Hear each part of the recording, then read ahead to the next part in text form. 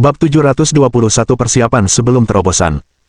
Meskipun kalian masing-masing telah menunjukkan kinerja yang luar biasa, janganlah kalian menjadi sombong atau ceroboh. Kalian harus terus berlatih dengan tekun. Terima kasih para pembaca. Jalan kultivasi itu tak terbatas. Selama proses ini, Anda harus tetap teguh dan fokus. Jika kamu bermalas-malasan selama periode ini, maka tidak peduli seberapa berbakatnya kamu akan berakhir dikalahkan oleh para jenius lainnya. Sebagai gurumu, aku telah mengajarimu semua yang kubisa. Namun, kau juga harus memikirkan arah dan jalur kultivasimu sendiri. Tenangkan dirimu dan jelajahi kemungkinan-kemungkinannya. Mendengar itu, mereka bertiga mengangguk-anggukkan kepala bagaikan anak ayam yang mematuk nasi. Zhuge Yuiwei telah mencapai puncak alam hampa untuk waktu yang lama, dan hanya perlu memasuki kultivasi terpencil untuk menerobos ke alam surga. Feng Xiun masih seorang kultivator alam hampa tingkat menengah, karena akhir-akhir ini ia terlalu fokus pada alkimia dan mengabaikan kultivasinya. Meskipun begitu, kemajuannya tetap stabil. Terlebih lagi, penguasaannya terhadap alkimia telah meningkat pesat selama waktu itu. Di sisi lain, Xiang Yun akan segera mencapai tahap tengah alam hampa dalam hal kultivasi pemurnian tubuh. Mengingat usianya yang masih muda dan singkatnya ia berkultivasi, hal ini memang belum pernah terjadi sebelumnya. Terlebih lagi, dia telah menembus batas kemampuannya selama pertemuan itu, yang berarti kekuatannya akan terus meningkat. Mungkin inilah manfaat utama dari kultivasi pemurnian tubuh. Selama tubuh seseorang mampu menahannya, kultivasinya akan berkembang sangat cepat. Ye Xuan memandang ketiga muridnya dengan lega. Sebelum ia sendiri memasuki kultivasi terpencil, ia masih memiliki hal-hal untuk diajarkan kepada mereka. Dia mengalihkan pandangannya ke Zhuge Yuiwei dan berkata, "Yuiwei, untuk saat ini, kamu akan bertanggung jawab atas puncak langit awan. Sebagai murid utama Cloud Sky Peak dan calon ketua, ini adalah kesempatan yang sangat baik bagimu untuk membiasakan diri dengan hal-hal yang perlu kamu kelola di masa depan. Dengan begini, kamu tidak akan merasa bingung saat menggantikanku mengelola puncak langit awan di masa depan." Zhuge Yuiwei tertegun mendengar ini dan bertanya, "Guru, apakah Anda akan pergi ke suatu tempat?" Dia terkejut karena dia benar-benar tidak menyangka akan mengambil alih pengelolaan puncak Cloud Sky. Lagi pula, gurunya masih muda, dan mengingat betapa kuatnya gurunya, kemungkinan besar ia akan hidup lebih lama darinya. Oleh karena itu, kecuali ia menyerahkan jabatannya kepada gurunya, Zhuge Yuiwei pasrah pada kenyataan bahwa ia tidak akan pernah mengambil alih kepemimpinan puncak awan langit. Melihat ekspresi panik Zhuge Yuiwei, Ye Xuan menjawab dengan tenang, "Jangan khawatir. Aku merasa aku akan segera mencapai terobosan, jadi aku hanya akan memasuki kultivasi terpencil. Karena aku tidak tahu berapa lama aku akan menyendiri, kamu perlu mengelola puncak Cloud Sky untuk sementara waktu." Mendengar ini, Xiang Yun langsung menitikkan air mata. "Guru, apakah engkau akan tertidur selamanya dan meninggalkan aku?" Akan tetapi, ketika mereka melihat penampilannya yang menyedihkan, mereka memilih untuk tidak mempermasalahkannya. Xiang Yun tidak mengerti apa itu kultivasi terpencil. Ia hanya samar-samar ingat pernah diberitahu bahwa guru besarnya telah berkultivasi terpencil saat itu dan memerintahkan gurunya untuk mengambil alih puncak awan langit. Kemudian, guru besarnya tidak pernah kembali. Karena itulah ia merasa hal yang sama akan terjadi pada gurunya. Terlebih lagi, gurunya bahkan menyuruh adik perempuannya mengambil alih puncak awan langit. Grandmasternya juga melakukan hal yang sama saat itu. Mendengar kata-kata ini, telinga Ye Xuan terasa perih. Gadis kecil ini memang berbakti, tetapi ia juga punya cara khusus dalam berkata-kata. "Batuk-batuk, jangan khawatir. Aku sehat walafiat. Kok bisa ya aku tertidur abadi secepat ini?" Kemudian, ia menatap Xiang Yun dengan ekspresi serius dan berpesan, "Yuner, kau harus baik-baik saja. Aku hanya akan mengasingkan diri selama beberapa hari, lalu aku akan kembali bersama kalian semua." Xiang Yun masih sangat bingung. Ia menyeka air mata dari sudut matanya dan bertanya, "Guru, apa sebenarnya kultivasi terpencil yang Anda bicarakan?" Karena kesedihannya, kekuatan terpendam dalam tubuhnya mulai tidak terkendali. Ketika menyadari hal ini, Ye Xuan segera mengusap kepala kecilnya dan mengalirkan kekuatan spiritualnya ke dalam tubuhnya untuk membantunya menekan kekuatan kekerasan. Kemudian, ia tersenyum dan berkata, "Kultivasi menyendiri adalah ketika seseorang pergi ke tempat yang sangat sunyi untuk berkonsentrasi pada kultivasinya. Baru setelah mereka mencapai terobosan, mereka akan keluar lagi." Mendengar ini, suasana hati Xiang Yun akhirnya membaik. Akan tetapi, guru besarnya juga telah memasuki kultivasi terpencil, jadi mengapa semua orang mengira bahwa guru besarnya telah meninggal dunia? Xiang Yun bingung, tetapi tidak menyelidiki masalah itu lebih jauh. Ye Xuan lalu mengingatkannya, "Gadis kecil, selama masa ini, kau harus patuh. Kau harus mendengarkan kakak pertama dan keduamu, mengerti? Kau tidak boleh seenaknya mencari masalah denganku. Saat aku kembali, aku akan mengajarimu teknik palu yang lebih kuat, oke? Benarkah? Guru, bolehkah kita berjanji dengan jari kelingking? Bab 722 Budidaya Terpencil, Bagian 1. Teknik palu baru. Terima kasih para pembaca. Xiang Yun tidak dapat menahan kegembiraannya. Kamu tahu aku tidak akan pernah berbohong padamu, jadi kamu harus bersikap baik, kata Ye Xuan, lalu mengalihkan pandangannya ke Feng Xiyun. Xiyun, selama aku berkultivasi menyendiri, kamu harus membantu Yue Wei dengan urusan operasional puncak awan langit. Ini pertama kalinya kakak perempuanmu mengelola puncak langit awan, dan dia belum punya pengalaman sebelumnya. Tapi kau berbeda. Kau berasal dari keluarga kerajaan, jadi kau punya lebih banyak pengetahuan tentang hal-hal ini. Jadi ketika dia menemukan sesuatu yang tidak diketahuinya, cobalah sebisa mungkin untuk mengajarinya. Mendengar ini, Feng Xiyun langsung setuju tanpa ragu dan berkata, baiklah, saya mengerti. Guru, Anda tidak perlu khawatir tentang hal-hal ini. Ye Xuan merasa bersyukur mendengar kata-katanya yang meyakinkan. Puncak awan langit selalu relatif tenang. Biasanya tidak ada hal mendesak yang perlu ditangani. Karena itu, Zhuge Yuiwei tidak akan merasa terlalu tertekan jika harus mengelolanya. Satu-satunya hal yang perlu ia khawatirkan adalah pertemuan para petinggi sekte Dewa Gurun Agung. Jika Zhuge Yuiwei harus menghadirinya, ia mungkin akan kewalahan. Lagi pula, tidak lama lagi periode perekrutan sekte akan dimulai, yang merupakan salah satu peristiwa sekte yang paling penting. Sebagai ketua puncak awan langit, Ye Xuan seharusnya menghadiri acara tersebut. Namun, tampaknya ia harus menggantikannya. Meskipun Ye Xuan sedikit khawatir, cepat atau lambat ia harus menghadapi dan mengalami hal-hal ini. Adalah hal yang baik baginya untuk mengalaminya sekarang. Baiklah.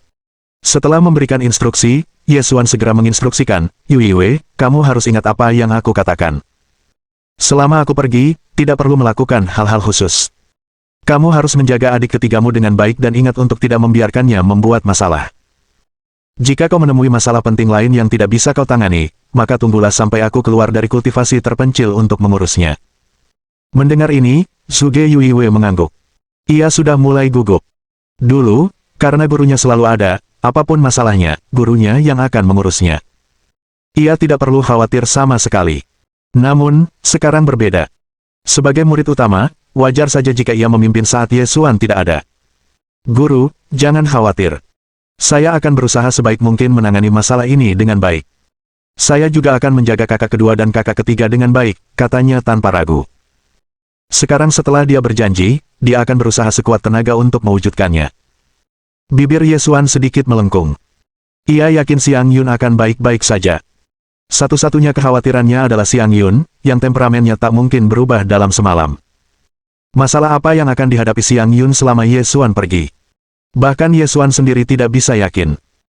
Kadangkala, dia sebenarnya tidak ingin mendapat masalah, tetapi ketika dia tidak dapat mengendalikan emosinya, kekuatan dalam tubuhnya secara alami meluap keluar, yang menyebabkan dia kehilangan kendali.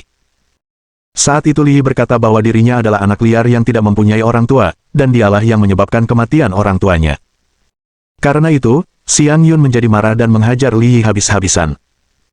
Dia tidak ingin seorang pun mengetahui hal ini, jadi dia sengaja membuat alasan berbeda ketika ditanya tentang hal itu. Setelah Ye Xuan mengetahui hal ini, dia merasa sangat bersalah.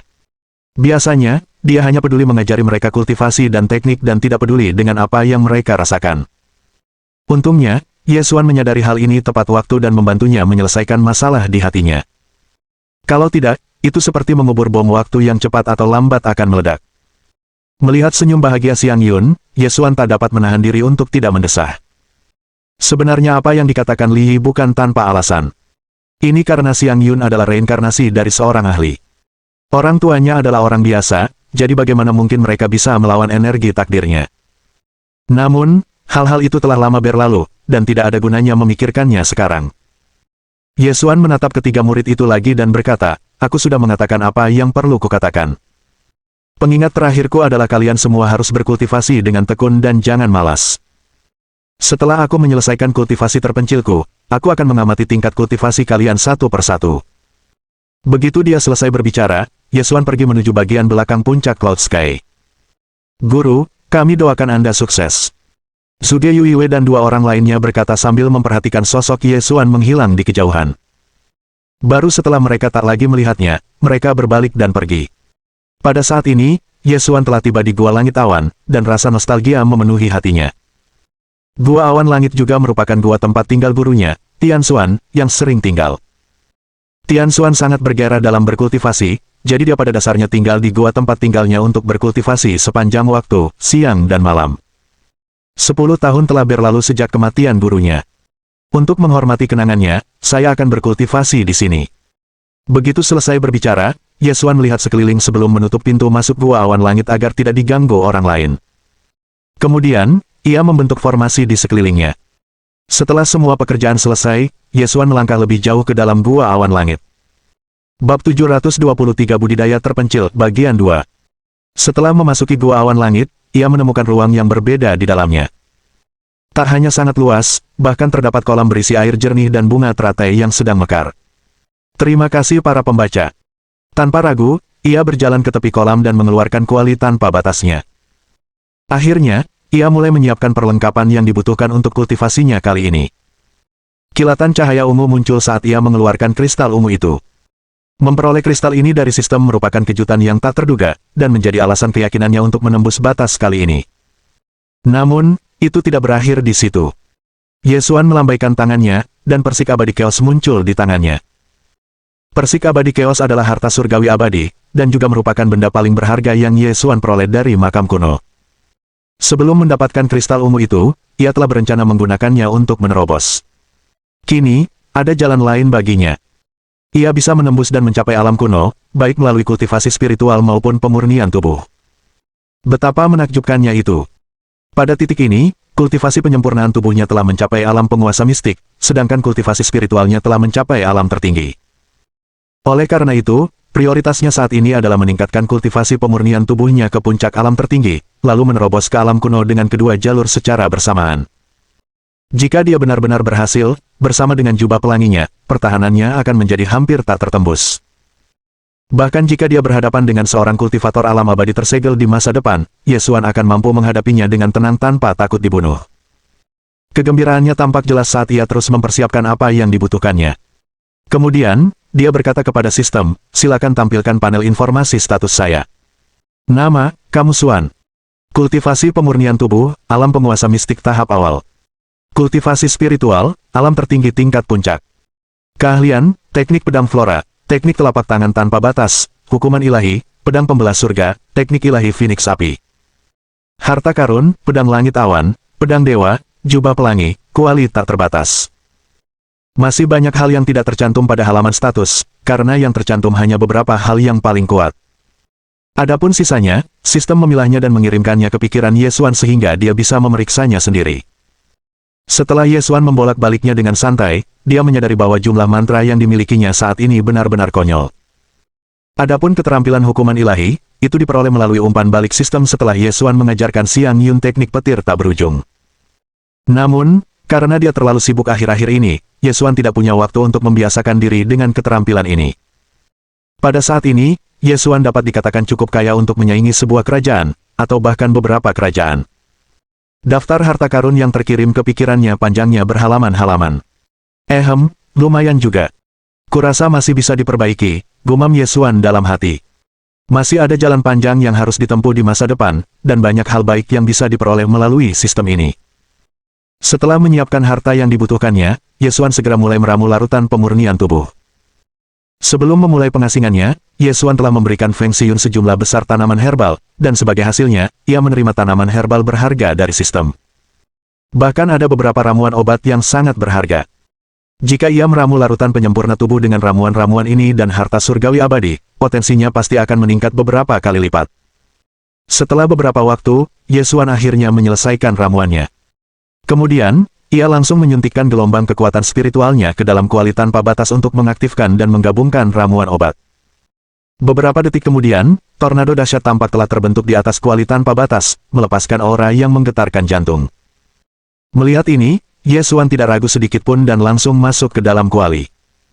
Dalam sekejap mata, sejumlah besar energi spiritual menyerang tubuh Yesuan, menyebabkan dia menjerit kesakitan. Sialan! Sialan! Dia tidak siap menghadapi rasa sakit sebesar ini, dan butuh waktu baginya untuk akhirnya beradaptasi dengan rasa sakit ini. Kemudian, ia mengambil harta surgawi abadi itu. Sudut-sudut mulutnya melengkung membentuk senyum saat ia berkata dengan senyum nakal, "Waktunya melahapmu." Karena usianya, harta surgawi abadi ini telah lama memiliki kesadaran. Oleh karena itu, ketika mendengar bahwa Ye Xuan benar-benar akan memakannya, ia mulai berjuang sekuat tenaga. Akan tetapi, ia tidak berdaya dan tidak dapat melepaskan diri sama sekali. Melihat senyum jahat Ye Xuan dan mendengar kata-kata jahatnya, Chaos Immortal Peach tidak ingin terus hidup di dunia ini. Kalau saja ia tahu sebelumnya akan berakhir seperti ini, ia akan membusuk begitu saja di tanah. Meskipun Chaos Immortal Peach berjuang mati-matian, ia gagal lolos dari nasibnya dan berakhir di perut Ye Xuan setelah beberapa gigitan. Dalam sekejap mata, Ye Xuan merasakan sejumlah besar energi mendatangkan malapetaka di tubuh dan meridiannya. Membekukan. Ye Xuan tak sempat mempedulikan rasa sakit yang hebat di sekujur tubuhnya. Setelah meneriakkan sepatah kata, ia mulai mengerahkan kekuatan spiritualnya dengan panik untuk menekan energi yang dilepaskan oleh Chaos Immortal Peach. Ketika dikombinasikan dengan solusi pemurnian tubuh, jumlah energi yang dilepaskan oleh Chaos Immortal Peach juga meningkat beberapa kali lipat. Bab 724 Hujan Hadiah. Saat larutan pemurnian tubuh bergolak di dalam kuali tanpa batas, sebagiannya tumpah dan jatuh ke tanah. Terima kasih para pembaca. Pada saat ini, tanah tampak memancarkan cahaya redup, tetapi segera meredup lagi. Namun, Ye Xuan sama sekali tidak punya waktu untuk peduli dengan pemandangan ajaib ini. Seluruh gua awan langit dipenuhi energi spiritual yang sangat pekat. Bahkan lumut di dindingnya pun mulai tumbuh liar. Ye Xuan masih menahan rasa sakit di tubuhnya, mencoba beradaptasi secepat mungkin. Untungnya, Ye Xuan telah mengembangkan pemurnian tubuh dan kultivasi spiritual. Jika tidak, tubuhnya mungkin sudah meledak karena energi yang sangat besar di sekitar dan di dalam tubuhnya. Setelah 30 hari, Ye Xuan akhirnya mulai beradaptasi secara bertahap dan mampu memurnikan energinya. Bahkan ketika ia membuka mulut untuk bernapas, energi spiritual akan tersedot ke dalam tubuhnya. Kekuatan spiritual yang dimurnikan memenuhi lautan spiritualnya, dan bahkan mulai meluap. Ye Xuan mendengus dingin, lalu meledak dengan kekuatan. Dalam sekejap, ia menerobos, dan kultivasi pemurnian tubuhnya mulai meningkat pesat. Hanya dalam waktu singkat, kultivasi pemurnian tubuhnya telah mencapai puncak alam penguasa mistik. Namun, ini masih jauh dari selesai. Kekuatan yang terkandung dalam Chaos Immortal Peach sungguh luar biasa. Setelah 30 hari berikutnya, kultivasi pemurnian tubuh Ye Xuan telah mencapai tahap awal alam tertinggi. Begitu mencapai alam tertinggi, manfaat dari kultivasi kedua jalur langsung terlihat. Kekuatan tempurnya telah mengalami peningkatan kualitatif, baik dari segi fisik maupun spiritual. Ye Xuan telah membuat kemajuan pesat. Melihat hal ini, Ye Xuan sangat bahagia. Namun, masih terlalu dini untuk merasa bahagia sekarang. Ye Xuan sekali lagi mulai memobilisasi teknik pemurnian tubuh tingkat abadinya. Berkat kemampuan pemahamannya yang luar biasa, Ye Xuan sudah mulai menebus bagian-bagian yang hilang dari teknik ini. Setelah 10 hari berikutnya, Ye Xuan akhirnya berhasil memulihkan bagian-bagian yang tidak lengkap dari teknik pemurnian tubuh tingkat abadi, dan akhirnya menjadi teknik kultivasi tingkat abadi yang sesungguhnya.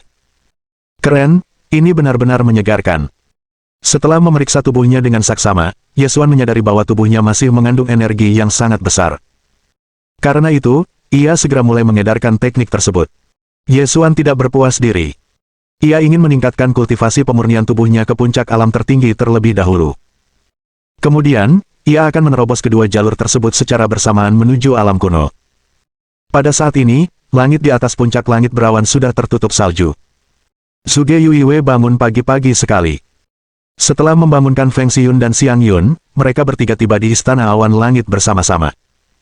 Setelah Ye Xuan memulai kultivasinya yang terpencil, tidak banyak lagi yang tertarik datang ke puncak Yuntian. Namun, Zhuge Yuiwei diganggu oleh beberapa hal kecil setiap hari. Untungnya, ada Feng Xiyun di sisinya. Kalau tidak, dia pasti akan sangat kesal sampai rambutnya rontok. Kakak pertama, dokumen ini dikirimkan kepada kami oleh keluarga Su. Dokumen ini mencatat pemberian dari beberapa faksi di kota Qingyang. Setelah Feng Xiyun menyerahkan kertas itu kepada Zhuge Yuiwei, dia mengatakan ini dengan ekspresi aneh di wajahnya. Dia tidak tahu apa yang sedang terjadi. Setelah pertemuan berakhir, banyak kekuatan di benua timur terus memberikan hadiah kepada puncak awan langit. Banyak di antara mereka yang tidak memiliki hubungan dengan Sekte Great Wilderness Divine, jadi mereka hanya bisa mengandalkan keluarga Su untuk mengirimkan hadiah-hadiah itu. Zhuge Yuiwei menerima dokumen itu dan membacanya dengan saksama. Ia mendapati bahwa ia belum pernah mendengar tentang sebagian besar pasukan. Feng Xiyun melanjutkan, bukan hanya faksi-faksi di kota Qingyang. Banyak faksi dari seluruh benua timur tampaknya datang untuk memberikan hadiah. Beberapa dari mereka datang ke sini murni untuk menunjukkan persahabatan dan ingin lebih dekat dengan kita, sementara yang lain ingin menjadi pengikut puncak langit awan dan mengirim murid-murid mereka ke sini. Apapun niat mereka, itu baik untuk kita. Feng Xiyun berkata demikian dengan ekspresi serius. Lagi pula, ia pernah menjadi salah satu putri dari Kekaisaran Ilahi Yang Li, jadi ia tentu mengerti apa yang dipikirkan orang-orang ini. Dalam beberapa hari ini, hadiah yang diterima puncak awan langit saja sudah sebanding dengan perbendaharaan seluruh kerajaan. Setelah Zhuge Yuiwei selesai membaca daftar keluarga yang menunggu untuk memberikan hadiah, dia terkejut dan semakin mengagumi gurunya. Dengan prestise gurunya, bahkan jika dia tidak melakukan apapun dan hanya berdiri di sana seperti batang kayu, hadiah-hadiah akan tetap berdatangan. Beberapa kekuatan sudah berusaha sekuat tenaga untuk mempertahankan puncak awan langit. Mereka telah memikirkan berbagai cara. Belum lama ini, Feng Xiyun mengajak Xiang Yun jalan-jalan. Siapa sangka beberapa tetua dari faksi utama akan ketakutan dan mengikuti di belakang untuk melindunginya. Kemanapun mereka pergi, pasti akan ada sosok-sosok yang lebih tua yang melindungi mereka. Mereka pasti tidak akan membiarkan mereka menderita sedikit pun luka. Ini sungguh mengharukan. Bahkan Feng Xiyun merasa sedikit malu saat ini. Mungkinkah dia sudah menjadi sepenting itu? Feng Xiyun sedikit terkejut melihat betapa bersemangat dan bergairahnya orang-orang ini dalam melindungi mereka. Ketika Zhuge Yuiwei melihat istana awan langit sudah dipenuhi hadiah, dia merasa sangat tidak berdaya dan tidak tahu harus berbuat apa. Lupakan saja, lupakan saja. Kita taruh saja hadiah-hadiah ini di sini dulu. Setelah guru selesai bertapa, kita biarkan dia yang memutuskan. Setelah mengatakan ini, Zhuge Yuiwei mulai menumpuk hadiah-hadiah itu dengan rapi. Namun, pada saat ini, orang lain mengunjungi istana langit awan. Bab 725 Pertemuan, Bagian 1. Setelah merasakan kedatangan orang ini, Zhuge Yuiwei dan dua orang lainnya menoleh dan melihat bahwa itu adalah Hua Rufeng. Terima kasih para pembaca. Zhuge Yuiwei mengerutkan kening. Biasanya, kedatangan Hua Rufeng berarti ada sesuatu yang sangat penting yang terjadi. Setelah Hua Rufeng melangkah masuk ke istana awan langit dan melihat tumpukan hadiah di lantai, wajahnya dipenuhi rasa iri. Ia menatapnya mencari sesuatu sebelum bertanya, "Saudari Zhuge, di mana Paman Ye sekarang?" Guru sedang mengasingkan diri. "Kakak senior Hua, mengapa kau mencari guruku?" Sebelum Zhuge Yuiwei dapat menjawab, Xiang Yun telah menjawabnya. "Ah, budidaya terpencil." Mendengar ini, Hua Rufeng langsung mengerutkan kening. "Kakak senior Hua, ada yang kau butuhkan. Kau bisa bilang saja padaku, karena guru sudah memberiku instruksi untuk menjaga puncak awan langit sementara waktu." Zhuge Yuiwei berpura-pura tenang saat mengatakan ini, tetapi dia sudah merasa gugup. Hua Rufeng kemudian tersenyum dan berkata, "Kalau begitu, saudari muda Zhuge, silakan ikut denganku. Sebentar lagi, Paman Bela Diri Ao akan mengadakan pertemuan penting di puncak utama. Setiap puncak perlu mengirimkan perwakilan untuk hadir. Karena Paman Bela Diri Ye tidak ada, Anda harus hadir menggantikannya." Kali ini, Hua Rufeng datang sendiri hanya untuk memberitahu Ye Xuan agar menghadiri rapat. Tidak ada urusan penting lainnya. Namun, dia tidak menyangka Ye Xuan tidak akan ada di sana. Namun, ini bukan masalah besar. Lagi pula, puncak awan langit hanya perlu mengirimkan perwakilan. Mendengar ini, Feng Xiyun bertanya, "Kakak senior Hua, apakah ada hal penting yang sedang dibahas dalam pertemuan ini?" Keduanya ingin tahu kalau terjadi sesuatu yang tidak terduga sehingga semua kepala puncak dipanggil. Hua Rufeng melambaikan tangannya dan menjawab, "Aku juga tidak yakin. Kamu harus bergegas dulu. Setelah rapat dimulai, kamu akan tahu apa yang terjadi. Saya masih harus menghubungi kepala puncak lainnya, jadi saya akan pergi dulu." "Baiklah, kakak senior Hua, pergilah duluan. Aku akan segera ke sana." Menyaksikan sosok Hua Rufeng menghilang di cakrawala, Zhuge Yuiwei mulai merenung. Feng Xiyun menatap Zhuge Yuiwei dan berkata, "Kakak pertama, kalau tidak salah, pasti ada sesuatu yang penting. Karena itu, kamu harus berhati-hati dengan kata-kata dan tindakanmu." Sebelum guru memasuki kultivasi tertutup, beliau secara khusus menginstruksikan kami untuk tidak menimbulkan masalah sebelum beliau keluar. Oleh karena itu, kami harus tetap rendah hati. Zhuge Yuiwei mengingat kata-kata gurunya dan tahu apa yang perlu dilakukan. Berbalik, Zhuge Yuiwei menatap Xiang Yun dan berkata, "Kakak ketiga, aku akan pergi ke pertemuan dulu.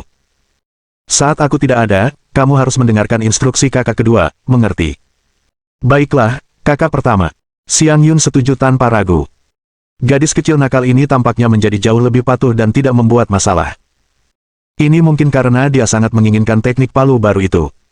Zhuge Yue tidak tinggal lama setelah memberikan instruksinya, dan segera menuju ke puncak utama. Ketika dia tiba, seseorang bergegas menghampirinya dari belakangnya. Itu Li Hanyi. Mungkinkah kepala Yuelun pun berkultivasi secara tertutup? Kakak senior Li, kenapa kau di sini? Apakah gurumu juga sedang mengasingkan diri? Tanya Zhuge Yue bingung. Kegelisahan awalnya sedikit berkurang setelah melihat murid lainnya muncul. Li Hanyi awalnya cukup gugup, tetapi ketika dia melihat Zhuge Yue juga ada di sana untuk rapat, kegugupannya pun mereda. Ia menjawab, guru saya merasakan adanya peluang untuk menerobos, jadi beliau mengasingkan diri untuk berkultivasi. Beliau belum keluar, dan meminta saya untuk mengurus urusan puncak langit air sementara waktu. Senyum muncul di wajah Zhuge Yue. Benar-benar kebetulan. Bagaimana kalau kita pergi bersama? Setelah mengucapkan kata-kata itu sambil tersenyum, mereka berdua melangkah ke aula utama bersama-sama. Di aula utama, Aolei telah menunggu beberapa waktu, dan dia satu-satunya orang di sana. Keponakan bela diri Zhuge Yue. Keponakan bela diri Li Hanyi. Salam, Paman Ao. Saat mereka melangkah ke aula utama, keduanya menyapa Aolei serempak. Aolei tidak dapat menahan cemberutnya saat melihat mereka berdua. Kenapa kalian berdua di sini? Kemana guru-guru kalian pergi? Zhuge Yue berkata dengan tenang, Paman Ao, guru saya saat ini sedang berada di titik kritis dalam kultivasinya dan untuk sementara tidak dapat pergi. Oleh karena itu, saya saat ini bertanggung jawab atas puncak Yuntian. Setelah mendengar ini, hati Aolei langsung dipenuhi rasa gembira, karena dia tahu bahwa ini berarti Ye Xuan sedang mencoba menerobos ke alam kuno. Bab 726 Pertemuan, Bagian 2. Hehe, baiklah. Kalau begitu, tidak lama lagi seorang ahli alam kuno akan muncul di Sekte Dewa Gurun Agung kita. Terima kasih para pembaca. Kemudian, dia mengalihkan pandangannya ke Li Hanyi dan bertanya, mungkinkah gurumu juga telah mengasingkan diri untuk berkultivasi? Ya, Paman Ao, jawab Li Hanyi, dia telah mengasingkan diri sejak kembali dari pertemuan. Seharusnya tidak lama lagi dia akan menerobos. Mendengar ini, Oleh sangat gembira. Kabar baik datang berpasangan hari ini. Kalau begitu, Sekte Dewa Gurun Agung kita akan memiliki kultivator alam tertinggi lainnya. Baiklah, karena guru-gurumu sedang tidak ada, kalian boleh duduk di tempat mereka untuk saat ini. Setelah berkata demikian, Aolei menunjukkan tempat duduk kepada mereka, lalu mereka pun duduk. Kursi itu masih segar dalam ingatan Zhuge Yue, karena ia pernah melihatnya di hari ia bergabung dengan puncak awan langit. Hari itu, takdirnya berubah. Zhuge Yue tak pernah menyangka suatu hari nanti ia akan duduk di kursi gurunya. Sesampainya di tempat duduknya, ia menatap kursi itu dengan gembira, bahkan sedikit nakal. Haruskah dia mengerjai gurunya? Saat pertemuan berakhir, haruskah dia diam-diam menaruh beberapa duri di kursi ini untuk menusuk pantatnya? Setelah berpikir sejenak, Zhuge Yue mengesampingkan gagasan itu. Bagaimana dia bisa melakukan hal seperti itu? Gurunya selalu begitu baik padanya. Setelah kedatangan Zhuge Yue dan Li Hanyi, para pemimpin puncak lainnya segera tiba. Gao Sun adalah orang terakhir yang tiba. Ketika ia duduk, ia langsung bertanya, kakak kedua, mengapa kau memanggil kami ke sini terburu-buru? Para pemimpin puncak lainnya juga bingung. Sejak pertemuan itu berakhir, mereka sibuk dengan gembira mempersiapkan perekrutan murid yang akan datang. Apalagi akhir-akhir ini banyak keluarga dan pasukan yang tak henti-hentinya mengirimkan hadiah kepada mereka, ingin menjalin persahabatan dengan mereka, yang membuat mereka makin bahagia. Dari sini, dapat diketahui bahwa hasil perkumpulan itu sangat menguntungkan Sekte Great Wilderness Divine. Melihat senyum mereka, Aolei pertama-tama melambaikan tangannya untuk menenangkan mereka. Akan tetapi, karena keadaan menjadi semakin serius, dia harus menceritakannya kepada mereka. Dia berdiri dan berkata, semuanya, tenanglah dulu. Karena aku memanggil kalian semua ke sini hari ini, pasti ada sesuatu yang penting untuk dibicarakan. Masalah ini bahkan akan memengaruhi masa depan Sekte Dewa Alam Liar Agung kita, jadi kita tidak boleh gegabah. Setelah mendengar kata-kata ini, semua orang perlahan terdiam. Suasana menjadi serius, karena mereka tahu Aolei tidak akan bercanda tentang hal-hal yang berkaitan dengan masa depan Sekte. Kakak Ao, jangan terus-terusan menggantung. Cepat beritahu kami. Benar. Kakak senior Ao, ada apa? Mungkinkah ini ada hubungannya dengan kekuatan aneh yang sebelumnya? Zhuge Yue dan Li Hanyi semakin gugup sekarang, karena mereka menyadari sesuatu yang penting sedang terjadi. Apa yang harus mereka lakukan? Ini di luar pengetahuan mereka. Pada saat ini, Aolei segera berkata, semuanya, tenanglah dan dengarkan aku. Mendengar ini, aula utama kembali hening. Beberapa detik kemudian, Aolei melambaikan tangannya, memberi isyarat kepada seorang murid untuk datang. Setelah murid ini tiba di hadapan para pemimpin, ia berkata dengan wajah penuh kekhawatiran, salam, para paman dan saudari seperguruan. Beberapa hari yang lalu, saya pergi bepergian dengan beberapa saudara junior dan secara kebetulan mendengar bahwa beberapa bencana telah terjadi di daerah gurun.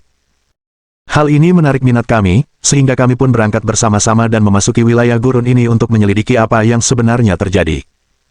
Saya tidak akan tahu kalau tidak memeriksanya, tapi saya terkejut mendapati wilayah gurun ini telah berubah menjadi lautan monster. Berbagai macam binatang buas terus-menerus membantai manusia dan satu sama lain. Bahkan beberapa ras kuno pun muncul. Setelah mengetahui situasi ini, kami semua ketakutan dan langsung melarikan diri. Kami sama sekali tidak berani berhenti. Namun, ketika kami kembali ke jalan yang sama saat kami datang, dua orang lainnya dikepung oleh binatang buas. Mereka melindungi saya, yang memungkinkan saya melarikan diri. Keduanya terkubur di mulut binatang buas itu. Setelah mengatakan hal itu, raut wajah sang murid menjadi putus asa. Kalau saja mereka tidak melindunginya, kedua murid lainnya pasti bisa melarikan diri dengan selamat. Selama beberapa hari terakhir, ia hampir setiap malam bermimpi buruk. Ia merasa sangat bersalah dan tampak jauh lebih lelah. Hehe, baiklah, baiklah. Kalau begitu, tidak lama lagi seorang ahli alam kuno akan muncul di sekte Dewa Gurun Agung kita. Terima kasih para pembaca. Kemudian, dia mengalihkan pandangannya ke Li Hanyi dan bertanya, mungkinkah gurumu juga telah mengasingkan diri untuk berkultivasi? Ya, Paman Hao, jawab Li Hanyi, dia telah mengasingkan diri sejak kembali dari pertemuan. Seharusnya tidak lama lagi dia akan menerobos. Mendengar ini, Oleh sangat gembira. Kabar baik datang berpasangan hari ini. Kalau begitu, Sekte Dewa Gurun Agung kita akan memiliki kultivator alam tertinggi lainnya. Baiklah, karena guru-gurumu sedang tidak ada, kalian boleh duduk di tempat mereka untuk saat ini. Setelah berkata demikian, Aolei menunjukkan tempat duduk kepada mereka, lalu mereka pun duduk. Kursi itu masih segar dalam ingatan Suge Yuiwe, karena ia pernah melihatnya di hari ia bergabung dengan puncak awan langit. Hari itu, takdirnya berubah. Suge Yuiwe tak pernah menyangka suatu hari nanti ia akan duduk di kursi gurunya. Sesampainya di tempat duduknya, ia menatap kursi itu dengan gembira, bahkan sedikit nakal. Haruskah dia mengerjai gurunya? Saat pertemuan berakhir, haruskah dia diam-diam menaruh beberapa duri di kursi ini untuk menusuk pantatnya? Setelah berpikir sejenak, Suge Yuiwe mengesampingkan gagasan itu. Bagaimana dia bisa melakukan hal seperti itu? Gurunya selalu begitu baik padanya. Setelah kedatangan Suge Yuiwe dan Li Hanyi, para pemimpin puncak lainnya segera tiba. Gao Sun adalah orang terakhir yang tiba. Ketika ia duduk, ia langsung bertanya, kakak kedua, mengapa kau memanggil kami ke sini terburu-buru? Para pemimpin puncak lainnya juga bingung. Sejak pertemuan itu berakhir, mereka sibuk dengan gembira mempersiapkan perekrutan murid yang akan datang.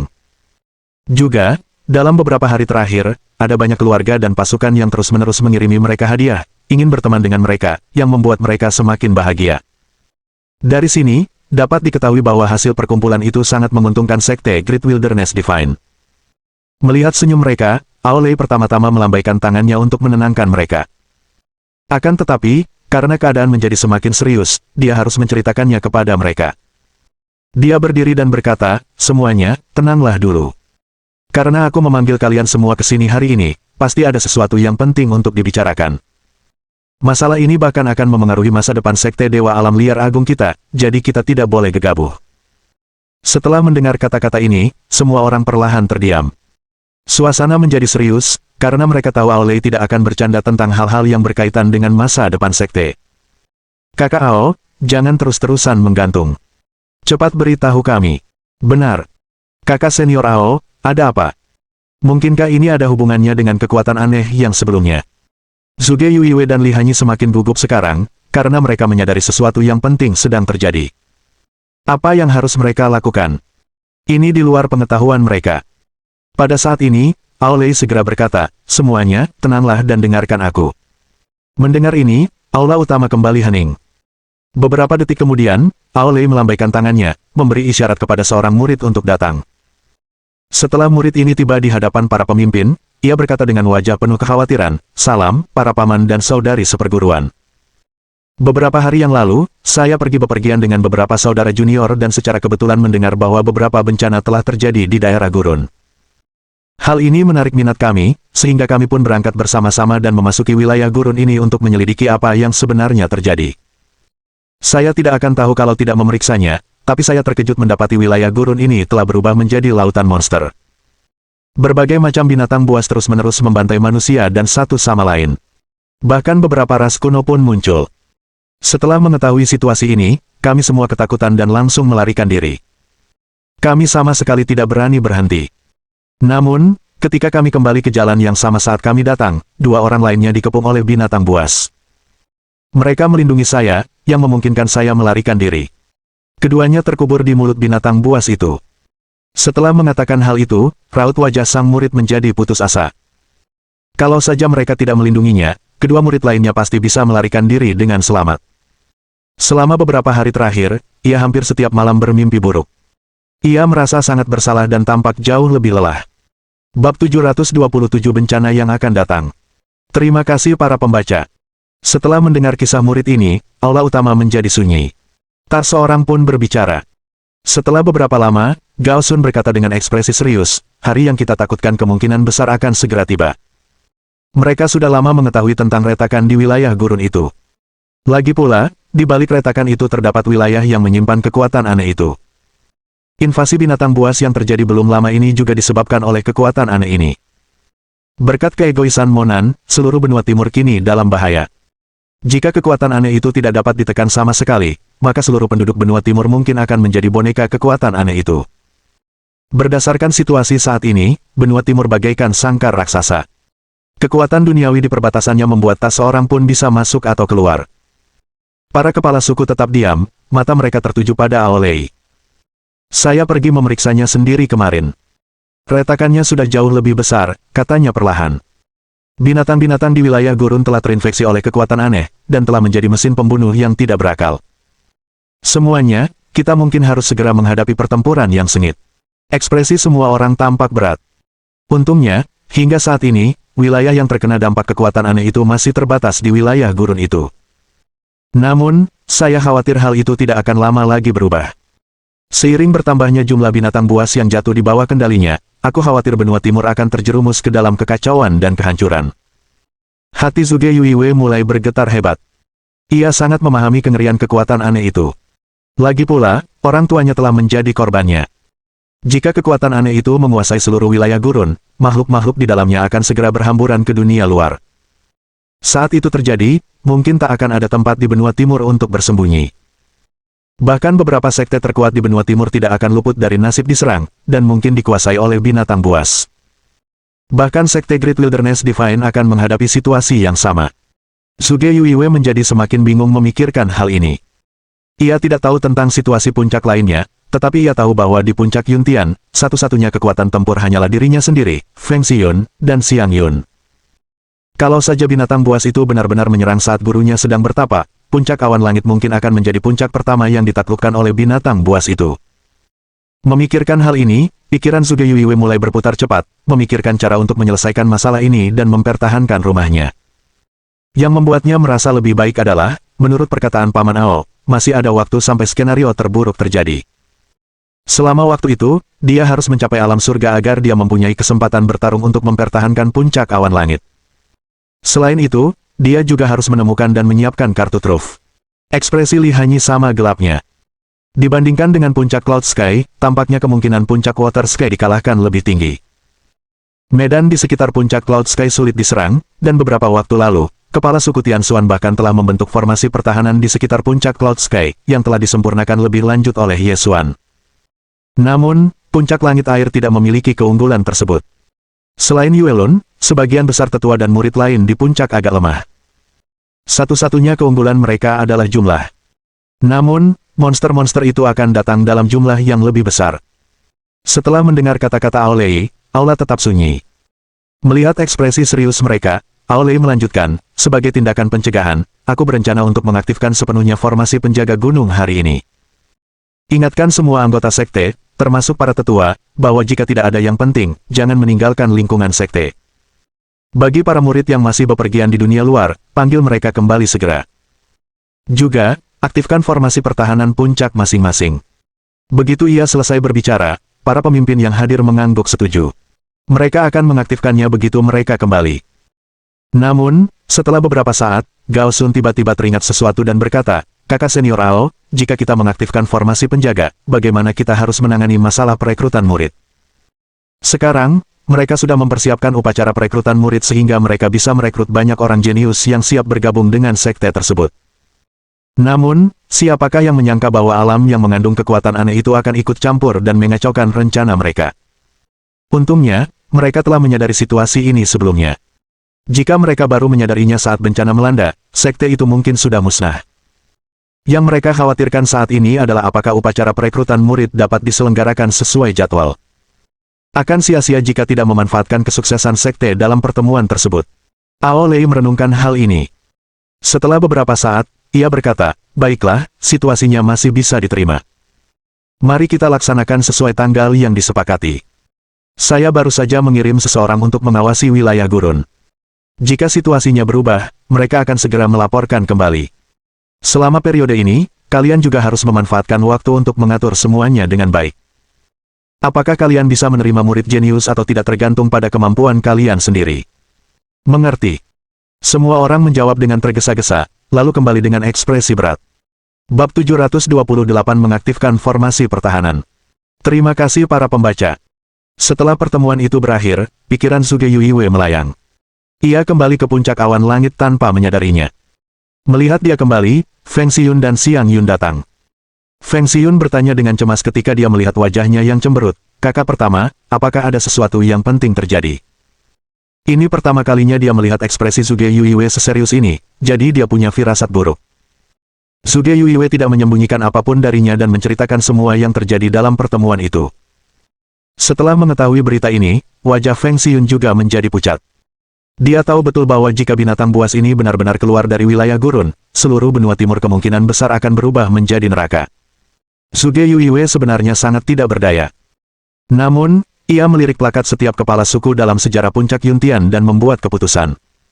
Apapun yang terjadi, kita harus bertahan. Setelah mengatakan ini, Zhuge Yuiwei berkata dengan tegas, "Apapun yang terjadi, tempat ini adalah rumah kita. Ini adalah tempat yang harus kita lindungi sebaik mungkin. Sekalipun kita harus mengorbankan nyawa kita untuk ini, kita harus melindungi tempat ini." Sebelum guru mengakhiri pengasingannya, kita tidak boleh membiarkan hal-hal jahat ini menodai rumah kita. Mendengar ini, raut wajah Feng Xiyun pun berubah penuh tekad saat ia berkata, "Baiklah, kakak pertama, kalau ada yang perlu kami bantu, bilang saja. Xiang Yun dan aku pasti akan berusaha sebaik mungkin untuk membantumu dan melindungi rumah kami dengan baik." Ya. Kalau kakak pertama butuh sesuatu, bilang saja. Xiang Yun pasti akan mendengarkan instruksimu dengan patuh. Xiang Yun tidak tahu bencana macam apa yang akan terjadi, tetapi dia sudah tahu bahwa dia akan segera bisa bertarung, yang membuatnya sedikit bersemangat. Sudah lama dia tidak berkelahi dengan orang lain, jadi dia ingin berkelahi. Zhuge Yuiwei tak kuasa menahan tawa melihat wajah bahagia Xiang Yun. Gadis kecil ini begitu lugas. Saat ini, Zhuge Yuiwei sepertinya teringat sesuatu dan tidak lagi gugup seperti sebelumnya. Jika terpaksa, Xiang Yun adalah kartu truf mereka, meskipun semoga mereka tidak perlu bergantung pada kekuatan tersembunyi di tubuhnya. Setelah merenung sejenak, Zhuge Yuiwei berbicara lagi, "Baiklah, mari kita mulai persiapan kita." Setelah mengatakan ini, Zhuge Yuiwei menyalakan seikat dupa dan membakarnya untuk leluhur mereka. Zhuge Yuiwei kemudian menatap Feng Xiyun dan berkata tanpa ragu, "Xiyun, ayo kita aktifkan formasinya dulu." Mereka berdua segera mengambil tindakan. Formasi pertahanan ini tidak akan diaktifkan dalam keadaan normal, dan memang ditujukan untuk digunakan saat krisis. Fakta bahwa mereka diminta untuk mengaktifkannya menunjukkan betapa gawatnya situasi. Karena Zhuge Yuiwei adalah murid utama puncak Cloud Sky, Ye Xuan telah memberitahunya cara mengaktifkan formasi pertahanan. Setelah meninggalkan istana awan langit, mereka bertiga tiba di depan sebuah batu besar. Zhuge Yuiwei menghampirinya dengan ekspresi serius. Kemudian, ia mengeluarkan pedang langit awannya dan menusukkannya ke celah batu besar itu, lalu menyuntikkan kekuatan spiritualnya ke dalam pedang tersebut, yang kemudian menyalurkannya ke dalam batu tersebut. Oh, mengkilap. Setelah melihat kilatan cahaya yang menyilaukan, Xiang Yu berseru kaget, ini terlalu indah. Setelah Zhuge Yuiwei mengaktifkan formasi pertahanan, keseluruhan puncak Cloud Sky tampak ditutupi oleh penghalang cahaya yang memancarkan cahaya menyilaukan. Gelombang niat pedang yang dahsyat terasa menerjang puncak awan langit. Dalam sekejap, angin dan awan mulai berputar-putar di sekitar puncak. Setelah melihat pemandangan ini, semua anggota Sekte Great Wilderness Divine mendesah penuh emosi. Jadi seperti ini formasi pertahanan puncak awan langit. Benar-benar kuat. Itu sebenarnya berisi niat pedang Ketua Yesuan. Kurasa bahkan binatang buas dari alam penguasa mistik pun tak akan mampu menembusnya, kan? Di masa krisis, memiliki formasi pertahanan yang kuat akan menenangkan hati dan membuat seseorang lebih percaya diri dalam pertempuran. Para murid puncak awan langit sungguh beruntung. Setelah Aolei memberi perintah, para murid dari puncak lainnya mulai bersiap. Mereka tidak tahu apa yang akan terjadi dalam waktu dekat, dan satu-satunya yang bisa mereka lakukan sekarang adalah melakukan persiapan yang memadai untuk memastikan keselamatan dan kesiapan tempur mereka. Ketika Zhuge Yuiwei mengaktifkan formasi pertahanan puncak dengan pedang langit awan, ia langsung merasakan aura tajam di langit. Hal ini membuatnya merasa lebih tenang. Aku tidak menyangka formasinya begitu kuat. Dalam hal ini, seharusnya tidak menjadi masalah bagi kita untuk menghadapi sejumlah besar binatang buas. Akan tetapi, dia juga harus melakukan persiapan lain, dan salah satunya adalah berkultivasi dan menerobos ke alam surga. Bab 729 Kerangka Mengerikan. Sekarang, setiap puncak Sekte Great Wilderness Divine telah membuat banyak persiapan dan menunggu datangnya krisis. Terima kasih para pembaca. Sekte dan kekuatan lain di benua timur telah merasakan bahwa bencana akan segera terjadi, dan mulai membuat persiapan juga. Namun, masyarakat biasa tidak menyadari apapun. Mereka tetap menjalani kehidupan seperti biasa, tanpa menyadari apa yang akan terjadi. Waktu berlalu dengan tenang, dan setelah 30 hari berikutnya, terjadi keributan lain di wilayah gurun. Suatu pagi, tiba-tiba terdengar suara yang sangat keras dari daerah gurun, diikuti kepulan asap tebal. Melihat kejadian itu, para pemburu di dekat wilayah gurun pun terbangun dan terkejut, lalu segera menuju ke sana untuk menyelidiki. Apa sebenarnya yang terjadi? Ya ampun, lihat ke sana. Apa itu? Semua orang bergegas keluar dan melihat ke pusat wilayah gurun. Kemudian, mereka melihat sosok kerangka yang sangat ganas dan mengerikan perlahan-lahan mengembun di langit di atas wilayah gurun. Kerangka itu tampaknya berasal dari api penyucian saat ia mengamati seluruh benua timur dengan tatapan yang sangat ganas. Saat itu, orang-orang yang menyaksikan kejadian itu merasakan jantung mereka berhenti berdetak sejenak. Wajah mereka langsung memucat dan mereka pun jatuh terduduk lemas. Apa sebenarnya yang terjadi? Apakah bencana akan terjadi? Mereka semua ketakutan dan ingin melarikan diri dari tempat ini, tetapi sekeras apapun mereka mencoba, mereka tidak bisa bergerak. Mereka hanya pemburu biasa dan belum pernah melihat pemandangan yang begitu menakutkan. Pada saat itu, semua binatang yang ada di dekatnya mulai lari ketakutan melihat kerangka raksasa itu. Setelah beberapa saat, seseorang akhirnya berhasil mengatasi rasa takutnya dan berteriak keras, "Kenapa kalian semua masih berdiri di sana dengan linglung? Cepat lari!" Setelah mendengar hal itu, para pemburu akhirnya terbangun dan segera melarikan diri secepat yang mereka bisa. Setelah berlari cukup jauh, para pemburu ini mengira mereka telah selamat, tetapi kemudian mereka tiba-tiba melihat sesuatu. Kerangka besar ini perlahan membuka mulutnya, dan kemudian kekuatan hisap yang mengerikan menyebabkan tubuh semua orang terlempar mundur tak terkendali. Ah, aku tidak ingin mati, aku belum cukup hidup. Namun, kerangka mengerikan itu tak menyerah. Dalam satu tarikan napas, ia telah melahap semua makhluk hidup dalam radius 100 mil. Semua hilang. Apa sebenarnya kerangka ini? Mengerikan sekali. Pada saat ini, mereka yang melihatnya dari jauh bersembunyi, tubuh mereka gemetar tak terkendali. Mereka baru saja menyaksikan sesuatu yang mengerikan dengan mata kepala sendiri. Akankah mereka menjadi korban berikutnya? Untungnya, mereka tidak mendirikan kemah di wilayah gurun. Kalau tidak, mereka pasti sudah mati. Kemudian, terdengar suara bersin keras, dan dalam sekejap, bagaikan badai dahsyat melanda. Wilayah gurun rata dengan tanah, bahkan gunung-gunung pun rata dengan tanah. Benda itu adalah bencana yang menjelma. Dari mana datangnya kerangka ini? Bersin sederhana saja sudah cukup untuk meratakan lingkungan sejauh 100 mil di depannya. Setelah melihat ini, mereka langsung melarikan diri dengan panik. Tak seorang pun berani bertahan untuk mencari tahu apa yang akan terjadi selanjutnya. Saat mereka melarikan diri, sebuah cahaya merah berkelebat di kedalaman mata kerangka besar di langit, saat ia melihat mereka melarikan diri satu persatu. Ia tidak memilih untuk membunuh semua orang di sini. Sebaliknya, ia membiarkan beberapa orang pergi lalu menghilang. Tidak ada yang tahu monster mengerikan apa lagi yang bersembunyi di wilayah gurun. Apakah kerangka ini satu-satunya? Berita tentang kejadian itu segera menyebar ke seluruh benua timur, menimbulkan rasa takut dan teror. Semua orang sangat gugup dan sudah mulai mencari perlindungan. Mereka tahu betul bahwa apa yang terjadi hari ini hanyalah permulaan, dan bencana sesungguhnya belum terjadi. Pada hari ini, ketiga kerajaan membuat keputusan untuk mengirim hampir seluruh prajuritnya ke perbatasan untuk melawan gelombang binatang buas. Namun, pasukan ini tidak akan cukup kuat untuk melawan monster yang benar-benar kuat. Oleh karena itu, mereka mengirimkan permintaan bantuan kepada berbagai sekte dan faksi, berharap mendapatkan bantuan mereka. Meskipun mereka telah mengirimkan permintaan bantuan ke banyak faksi, tidak banyak yang menjawab panggilan tersebut. Kalaupun ada, hanya beberapa faksi kecil saja. Saat itu, seluruh warga kota Qingyang panik luar biasa. Mereka berkumpul dan berdiskusi. Sudah dengar.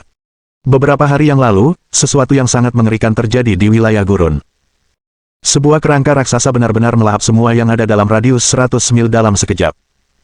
Jika itu benar, maka kerangka ini pasti telah mencapai puncak alam tertinggi, kan? Bab 730 Panik. Mungkin saja sudah sampai ke alam kuno, kata seorang pria jangkung dan kurus dengan wajah pucat. Terima kasih para pembaca. Setelah mendengar ini, semua orang mulai mendiskusikan situasi tersebut dengan bersemangat. Benarkah? Monster sekuat itu benar-benar muncul di benua timur. Yang lebih mengerikan lagi adalah badai yang ditimbulkannya. Badai itu langsung meratakan area di sekitarnya. Apakah itu sesuatu yang bisa dilakukan oleh seorang ahli alam tertinggi? Sialan. Kalau begitu, apa yang akan terjadi pada kita? Kepanikan memenuhi udara. Di benua timur, tampaknya tidak ada ahli yang cukup kuat untuk menghadapi monster ini. Ya Tuhan, apakah kita akan mati? Tidak heran Kekaisaran Ilahi Yang Li mengirim begitu banyak tentara ke perbatasan baru-baru ini. Bahkan garnisun di sekitar kota Qingyang telah diperkuat. Bencana akan segera menimpa benua timur. Entahlah kau menyadarinya atau tidak, tapi sepertinya banyak sekte dan kekuatan telah mengaktifkan formasi pertahanan mereka sejak lama, kata yang lain. Beberapa keluarga kaya dan berkuasa bahkan menghabiskan seluruh kekayaan mereka untuk mengirim keturunan mereka ke sekte-sekte ini. Sepertinya mereka sudah tahu ini jauh sebelumnya. Tidak ada penjelasan lain untuk tindakan mereka. Setelah mendengar ini, orang-orang yang hadir menjadi semakin gugup. Kemungkinan bencana yang dapat melenyapkan benua timur semakin nyata dari menit ke menit. Dalam keadaan normal, sekte dan kekuatan ini tidak akan bertindak seperti ini. Mereka hanya akan mengirim para ahli untuk menangani monster itu. Fakta bahwa mereka semua telah mengambil posisi bertahan sudah cukup menjelaskan banyak hal. Sialan. Seorang pria jangkung dan kekar ambruk ke tanah. Matanya tanpa ekspresi saat ia berkata, saya sudah beternak domba selama setahun dan mereka baru saja melahirkan beberapa anak domba. Awalnya saya ingin menjualnya agar bisa bersenang-senang, tetapi sekarang saya tidak punya kesempatan. Setelah mendengar kata-katanya, seseorang tak kuasa menahan diri untuk mengumpat, sialan, kau sudah hampir mati, dan kau masih ingin bersenang-senang. Kalau kau memang punya waktu, kenapa kau tidak memikirkan cara menyelamatkan hidupmu? Lagi pula, di masa krisis, setiap orang hanya memikirkan dirinya sendiri. Jika kamu tidak bertindak untuk menyelamatkan hidupmu sendiri, jangan harap ada yang akan membantumu. Jika Anda benar-benar ingin mempertahankan hidup Anda, sebenarnya ada caranya. Mendengar ini, semua orang yang hadir mengalihkan pandangan ke arah sumber suara. Lagi pula, yang paling mereka khawatirkan saat ini adalah bagaimana caranya bertahan hidup. Tak seorang pun ingin mati. Dengan cara apa? Cepat dan ludahkan. Seorang pemuda menjawab dengan santai, haha, mungkin kau tidak tahu, tapi ayahku sudah menemukan jalan keluar yang baik untukku berkat sebuah koneksi. Dia akan mengirimku ke Sekte Jade Lake Divine dalam beberapa hari. Sekte Dewa Danau Giok juga merupakan kekuatan yang kuat di benua timur. Jika aku bisa tinggal di sana, meskipun hanya bisa melakukan pekerjaan kasar, setidaknya aku bisa menyelamatkan hidupku, kan? Mendengar ini, semua orang menjadi sadar. Memang, kenapa aku tidak memikirkannya? Pada saat berikutnya, seorang pemuda lain melompat dan menarik perhatian semua orang. Pemuda itu berkata dengan gembira, apakah kalian semua lupa sesuatu yang penting? Setelah mendengar ini, semua orang menjadi bingung. Mereka tidak tahu apa yang dia bicarakan. Sudut bibir pemuda itu sedikit melengkung saat ia berkata, haha, apa kalian semua tidak ingat? Setelah pertemuan berakhir, semua sekte dan kekuatan besar akan segera mulai merekrut murid. Kalau tidak salah, mereka akan mulai merekrut murid paling lama 30 hari. Kalau kalian ingin bertahan hidup, ini kesempatan terbaik. Setelah mendengar ini, terjadi keributan. Ya Tuhan, bagaimana mungkin kita bisa melupakan masalah ini? Tidak mungkin kita bisa selamat dari bencana ini jika kita hanya mengandalkan kekuatan manusia. Ini satu-satunya kesempatan kita untuk bertahan hidup. Saat ini, orang-orang sudah berdiskusi dengan penuh semangat. Mereka berharap apapun yang tersembunyi di wilayah gurun tidak akan menyebar ke seluruh benua timur sebelum perekrutan murid selesai. Lagi pula, kerangka besar itu tampaknya telah lenyap dan tidak muncul lagi setelah melahap makhluk hidup itu. Meski begitu, masih ada masalah dengan binatang buas yang telah melarikan diri dari wilayah gurun. Dalam keadaan ketakutan dan kekhawatiran, mereka menyerang apapun yang mencoba menghentikan mereka, termasuk manusia. Di tengah diskusi, seseorang tiba-tiba berkata, "Mari kita pikirkan baik-baik. Dalam menghadapi krisis ini, faksi mana yang lebih bisa melindungi kita?" Mendengar ini, semua orang kembali berpikir keras. Jika mereka bergabung dengan sekte yang kuat, mereka tentu akan lebih terlindungi. Namun, apakah benar-benar semudah itu untuk memasuki sekte dan kekuatan yang kuat ini? Persyaratan perekrutan pasukan ini pasti akan lebih ketat dan sulit dipenuhi. Apakah mereka akan lolos? Bab 731 masing-masing sesuai keinginannya. Tanpa bakat yang memadai, mustahil untuk lolos penilaian sekte dan kekuatan yang kuat ini. Sekalipun mereka menawarkan diri untuk pekerjaan kasar, mereka tetap membutuhkan koneksi untuk bisa masuk. Terima kasih para pembaca. Yah, yang paling kuat pastilah sekte Dewa Belantara Agung, kata seorang pemuda perlahan. Dia ingin bergabung dengan sekte Great Wilderness Divine. Benar sekali. Sekte Dewa Alam Liar Agung sekarang diberkahi dengan kekayaan yang luar biasa, jadi aku yakin mereka akan mampu melewati krisis ini. Lagi pula, murid mereka muncul sebagai juara dalam pertemuan itu, jadi tidak ada keraguan tentang kekuatan mereka. Juga, pedang abadi Yesuan ada di sana. Begitu dia selesai berbicara, semua orang mulai bersemangat. Lagi pula, Yesuan terkenal sebagai ahli nomor 1 di benua timur, dan berbagai prestasi serta pertempurannya yang tak terhitung jumlahnya hanya membuktikan kekuatannya.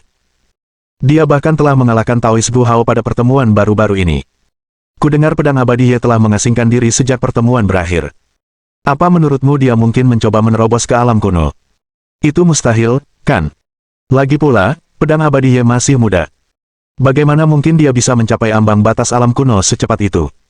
Ada yang masih skeptis dengan hal ini, tetapi ada pula yang sangat yakin akan hal ini. Mereka berkata, kemungkinan besar ini benar. Lagi pula, Yesuan memiliki energi takdir yang sangat besar. Dia bahkan sudah bisa dianggap sebagai orang terpilih. Lagi pula, potensinya sangat besar, dan dia sudah mencapai puncak alam tertinggi sejak lama. Bukankah mudah baginya untuk menembus alam kuno? Setelah mendengar ini, banyak orang setuju. Jika apa yang kau katakan itu benar, maka dengan Yesuan yang menjaga sekte Dewa Gurun besar, itu pasti akan sangat aman. Lagi pula, jika bahkan sekte Dewa Gurun Agung tidak bisa lolos dari krisis ini, maka sekte dan kekuatan lain pun tidak akan bisa lolos. Begitu dia selesai berbicara, semua orang tampaknya telah menegaskan tujuan itu dalam hati mereka. Mereka semua ingat dengan jelas bahwa sekte Great Wilderness Divine telah menyebarkan berita bahwa mereka akan segera menerima lebih banyak murid setelah pertemuan berakhir. Kerumunan itu terdiam selama beberapa saat, merenungkan apa yang harus mereka lakukan selanjutnya. Memang ada banyak tempat yang bisa mereka pilih, tetapi tempat teraman adalah sekte Great Wilderness Divine. Namun, jalan untuk bergabung dengan sekte Great Wilderness Divine tidaklah mudah. Di seberang kota, di kediaman keluarga Su Tiansheng, yang baru saja menerima berita itu, tampak berpikir keras. Ia memandang kepala pelayan di sampingnya dan bertanya, bagaimana pendapatmu tentang masalah ini? Namun, Su Tiansheng menolak semua orang ini tanpa terkecuali. Bagaimanapun, ia harus memastikan keselamatan keluarga Su terlebih dahulu. Ada ribuan orang di keluarga Su, dan ia masih belum tahu bagaimana menghadapi situasi ini. Setelah kepala pelayan keluarga Su mendengar pertanyaan itu, dia berkata dengan ekspresi berat, Tuan Su, krisis ini datang terlalu tiba-tiba. Selain itu, kota Qing yang terletak tepat di sebelah perbatasan, dan sangat dekat dengan wilayah gurun tersebut. Jika bencana benar-benar terjadi, kota Qing yang pasti akan menjadi yang pertama menanggung bebannya.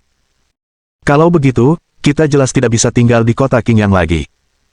Kita harus memikirkan cara untuk membahas solusi yang layak dengan warga puncak awan langit. Mari kita lihat apakah kita bisa mengirim keturunan utama keluarga ini dulu.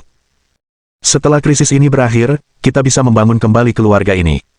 Mendengar ini, Su Tiansheng pun setuju dan berkata, memang, pikiranku mirip denganmu. Kemarin, aku sudah menginstruksikan Chang He untuk membawa beberapa ahli ke puncak Yuntian. Chang He dan Zhuge Yuiwei dari puncak awan langit memiliki hubungan yang baik, jadi seharusnya tidak sulit bagi mereka untuk mendapatkan izin tinggal di sana. Pada saat itu, Tetua Liu berlari menghampiri dengan tergesa-gesa dan berkata, "Tuan Su, saya sudah menyelidiki situasinya. Kebenarannya memang seperti yang Anda katakan. Banyak keluarga ternama di kota Qingyang telah menemukan sekte untuk berlindung. Di antara mereka, keluarga Dai memilih sekte Dewa Danau Giok, sementara keluarga Hong memilih sekte Dewa Tertinggi. Mereka sudah mengemasi barang-barang mereka dan akan segera berangkat." Mendengar ini, Su Tiansheng menghela napas. Di kota Qingyang, semua orang berpikir bahwa keluarga-keluarga bergengsi ini pasti akan bekerja sama untuk melawan musuh saat mereka menghadapi bencana. Namun, siapa sangka bahwa sebelum krisis tiba, orang-orang ini sudah mengemasi tas mereka dan melarikan diri. Ia juga sangat tidak berdaya saat itu. Awalnya, ia hanya ingin mengirimkan sebagian keturunannya untuk melindungi mereka dan melupakannya. Ia sendiri kemudian akan tinggal di kota Qingyang. Akan tetapi, jika keluarga lainnya pergi, maka keluarga Su tidak akan mampu melawan bencana itu sendirian. Tak berdaya, dia hanya bisa membuat pilihan yang sama seperti mereka dan mengabaikan kehidupan rakyat biasa di kota Qingyang. Tidak peduli betapa tidak relanya dia, apalagi yang dapat dia lakukan. Bab 732 Alam Surga. Tuan Su, kita harus bergegas. Kalau tidak, saat bahaya tiba, kita tidak akan punya kesempatan untuk melarikan diri, kata kepala pelayan dengan gugup. Terima kasih para pembaca. Mendengar ini, Su Tiansheng mengangguk dan berkata, "Baiklah, aku mengerti. Kita tunggu kabar dari Chang He dulu. Katakan pada anggota klan untuk mengemasi barang bawaan mereka dulu. Kalau sudah siap, kita akan segera berangkat." Pada saat ini, di aula utama puncak utama. Kerangka yang mengerikan. Ao Lei bergumam sendiri. Dokumen di tangannya menjelaskan secara rinci insiden kerangka di wilayah gurun yang terjadi beberapa hari lalu. Setelah mengetahui bahwa kerangka mengerikan ini mungkin telah mencapai alam kuno, ia dengan gugup menatap puncak awan langit. Jika Ye Xuan dapat menerobos dan mencapai alam kuno tepat waktu, maka peluang mereka untuk selamat dari bencana ini akan jauh lebih tinggi. Kakak Ao, meskipun kita belum benar-benar mulai merekrut murid, pintu masuknya sudah penuh sesak. Saking ramainya, kita hampir tidak bisa melewatinya saat menghitung mereka. Ada yang datang ke sini untuk berpartisipasi dalam penilaian, sementara yang lain ingin menjadi pengikut sekte kami untuk menghindari bencana. Haruskah kita memulai perekrutan terlebih dahulu? Yang berbicara adalah Gao Sun. Beberapa hari terakhir ini, ia begitu sibuk sehingga tak sempat meluangkan waktu sejenak untuk berkultivasi. Ini karena Ao Lei membutuhkan bantuannya, dan dia adalah penatua penegak hukum, jadi dia pasti harus melakukan bagiannya. Setelah berpikir sejenak, Ao Lei melambaikan tangannya dan berkata, "Tidak perlu. Perekrutan murid harus tetap dilakukan sesuai jadwal semula. Tidak perlu dimajukan." Setelah membungkuk hormat, Hua Rufeng meninggalkan aula utama dan pergi memberitahu kepala suku lainnya. Ao Lei kemudian mengalihkan pandangannya ke Gao Sun dan berkata, "Saudara muda Gao, aku serahkan penilaiannya padamu." "Baiklah, jangan khawatir. Serahkan saja padaku." Setelah mengantar Gao Sun pergi, ia pun meninggalkan aula utama. Sosoknya melesat dan ia sudah muncul di langit di atas puncak Yuntian. Ketika dia melihat puncak awan langit telah mengaktifkan formasi pertahanannya, dan melihat cahaya ungu redup di belakang gunung, dia mendesah. "Saudara muda Ye, kami harus mengandalkanmu untuk memastikan kelangsungan hidup sekte ini." Beberapa detik kemudian, suara keras terdengar dari belakang gunung, dan Zhuge Yuiwei berjalan keluar dari ruang kultivasi sambil meregangkan tubuhnya. Setelah merasakan aura Zhuge Yuiwei, Feng Xiyun dan Xiang Yun bergegas mendekat. "Kakak pertama, apakah kamu sudah sampai di alam surgawi?" Dia dapat dengan jelas merasakan bahwa aura yang dipancarkan kakak perempuannya jauh lebih kuat dari sebelumnya. Zhuge Yuiwei juga mengutak-atik kekuatan di tubuhnya dan merasa sangat bahagia. "Ya, aku telah mencapai tahap awal alam surga." Zhuge Yuiwei sangat puas dengan hasil ini, karena peningkatan kekuatan akan membantunya menghadapi krisis yang akan datang. Terlebih lagi, ia kini dapat menggunakan jurus mematikan yang diajarkan gurunya. "Baiklah, apakah ada hal lain yang terjadi saat aku menyendiri?" tanyanya setelah membiasakan diri dengan kekuatan barunya. Karena dia takut kalau puncak awan langit akan diserang saat dia sedang berkultivasi secara terpencil, maka dia pergi begitu dia menyelesaikan terobosannya. Jika dia memilih untuk terus berkultivasi, dia mungkin bisa mencapai tahap tengah alam surga. Lagi pula, dia juga mendapatkan banyak energi takdir dari pertemuan itu dan Ye Xuan, yang sangat bermanfaat baginya. Meskipun dia telah tereliminasi, energi takdir yang tersisa masih cukup besar. Ekspresi Feng Xiyun sedang tidak bagus saat ini. Ia berkata, "Memang ada sesuatu yang terjadi. Kakak pertama, mari kita kembali ke Istana Awan Langit dan membicarakannya lebih detail. Mendengar ini, Zhuge Yuiwei mengerutkan kening. Ia punya firasat buruk tentang ini. Setelah beberapa saat, mereka kembali ke Istana Awan Langit. Sebelum Zhuge Yuiwei sempat bertanya, Feng Xiun menceritakan semua yang terjadi di benua timur, terutama tentang kerangka raksasa itu. Hal ini membuat Zhuge Yuiwei bingung. Bagaimana ia bisa menghadapi kerangka yang mungkin berasal dari alam kuno? Kegembiraannya karena berhasil menembus alam kuno pun sirna. Kalau tidak salah, bencana yang guru sebutkan akan segera datang, kata Zhuge Yuiwei dengan wajah pucat. Ia teringat apa yang Ye Xuan katakan secara khusus sebelum ia mengasingkan diri. Jika kerangka mengerikan ini muncul lagi, kehancuran dan kekacauan apa yang akan ditimbulkannya? Sulit untuk diprediksi. Saat mereka berdua masih mengkhawatirkan situasi tersebut, Hua Rufeng tiba. Saudari Zhuge, saya kakak senior Hua. Bisakah Anda membuka lubang kecil di formasi agar saya bisa masuk? Mendengar ini, Zhuge Yuiwei segera keluar dari Istana Awan Langit dan melihat Hua Rufeng, yang membeku di tempat, dikelilingi oleh sejumlah besar pedang ilusi. Kakak senior Hua, mengapa kamu ada di sini hari ini? Setelah melihat kesulitannya, dia tidak dapat menahan tawa. Kemudian, dia melambaikan tangannya dan membuka pintu masuk bagi Hua Rufeng untuk masuk. Hua Rufeng berbalik ketakutan ketika melangkah masuk. Ia menatap formasi di belakangnya dengan ketakutan. Bab 733 Su Changhe yang cemas. Hua Rufeng tidak menyangka formasi pertahanan puncak awan langit begitu mengerikan. Sebelumnya, ia tidak terlalu memperhatikannya, tetapi ia hampir kehilangan nyawanya di sana. Baiklah, ini cukup memalukan. Lebih jauh lagi, dia terpaksa meminta bantuan kepada ketiga adik perempuannya. Baiklah, kakak senior Hua. Kami akan ke sana. Zhuge Yuiwei setuju tanpa ragu. Namun, ketika melihat Hua Rufeng tetap di sana, ia merasa sedikit bingung. Hua Rufeng bergumam pada dirinya sendiri sejenak sebelum berbicara tanpa daya. Saudari Zhuge, jika berkenan, silakan pergi ke pintu masuk utama sekte sebentar. Su Changhe dari keluarga Su di kota Qing yang sudah lama mengumpat karena terhalang di luar pintu. Setelah mengatakan ini, Hua Rufeng tidak dapat menahan diri untuk menyeka keringat di dahinya. Dia baru saja melewati pintu masuk utama sekte tersebut ketika dia kebetulan melihat Su Changhe dan beberapa anggota keluarga Su mengumpat tanpa henti di luar. Karena sekte Dewa Gurun Agung telah mengaktifkan formasi pertahanannya, orang-orang ini tidak bisa masuk sama sekali. Selain itu, karena keadaan darurat, mereka tidak mengizinkan orang luar masuk. Beberapa kekuatan afiliasi dari puncak lainnya juga ingin masuk, tetapi karena puncak mereka telah mengirim pengikut untuk menjaga pintu masuk, mereka dapat masuk. Namun, puncak awan langit berbeda, karena hanya memiliki 3 murid, termasuk Zhuge Yuiwei. Mereka tidak memiliki tenaga ekstra untuk menjaga pintu masuk. Justru karena itulah tak seorang pun mengenali orang-orang dari keluarga Su dan mereka dihentikan di luar gerbang. Su Changhe juga tidak bisa disalahkan karena mengumpat. Lagi pula, situasi di dunia luar saat ini semakin genting, dan keluarganya masih cemas menunggu kabar darinya. Akan tetapi, hingga kini, dia bahkan belum melangkah setengah langkah pun ke dalam sekte Great Wilderness Divine, jadi belum ada berita yang bisa dikirim. Mendengar ini, Zhuge Yuiwei tertegun sejenak dan bergumam dalam hati, keluarga Su. Kenapa mereka ada di sini? Setelah merenung sejenak, wajah Zhuge Yuiwei tiba-tiba berseri-seri. Lagi pula, puncak Yunkong sedang kekurangan tenaga, jadi Su Changhe datang di waktu yang tepat. Dia segera berbalik dan berkata, Si Yun, tolong bawa Su Changhe dan yang lainnya dulu. Tak lama kemudian, mereka tiba di pintu masuk. Melihat banyaknya orang berkumpul di luar, Feng Xiun terkejut, begitu pula Xiang Yun. Dia membelalakan matanya dan berkata, wah, banyak sekali orang di sini. Kakak kedua, kenapa banyak sekali orang berkumpul di sini? Apa ada acara spesial? Feng Xiun juga sangat bingung saat ini, tetapi dia telah memperhatikan bahwa beberapa murid dari puncak lain telah membawa beberapa anggota keluarga baru-baru ini. Jika dia tidak salah, orang-orang ini kemungkinan besar berada di sini untuk menghindari bencana.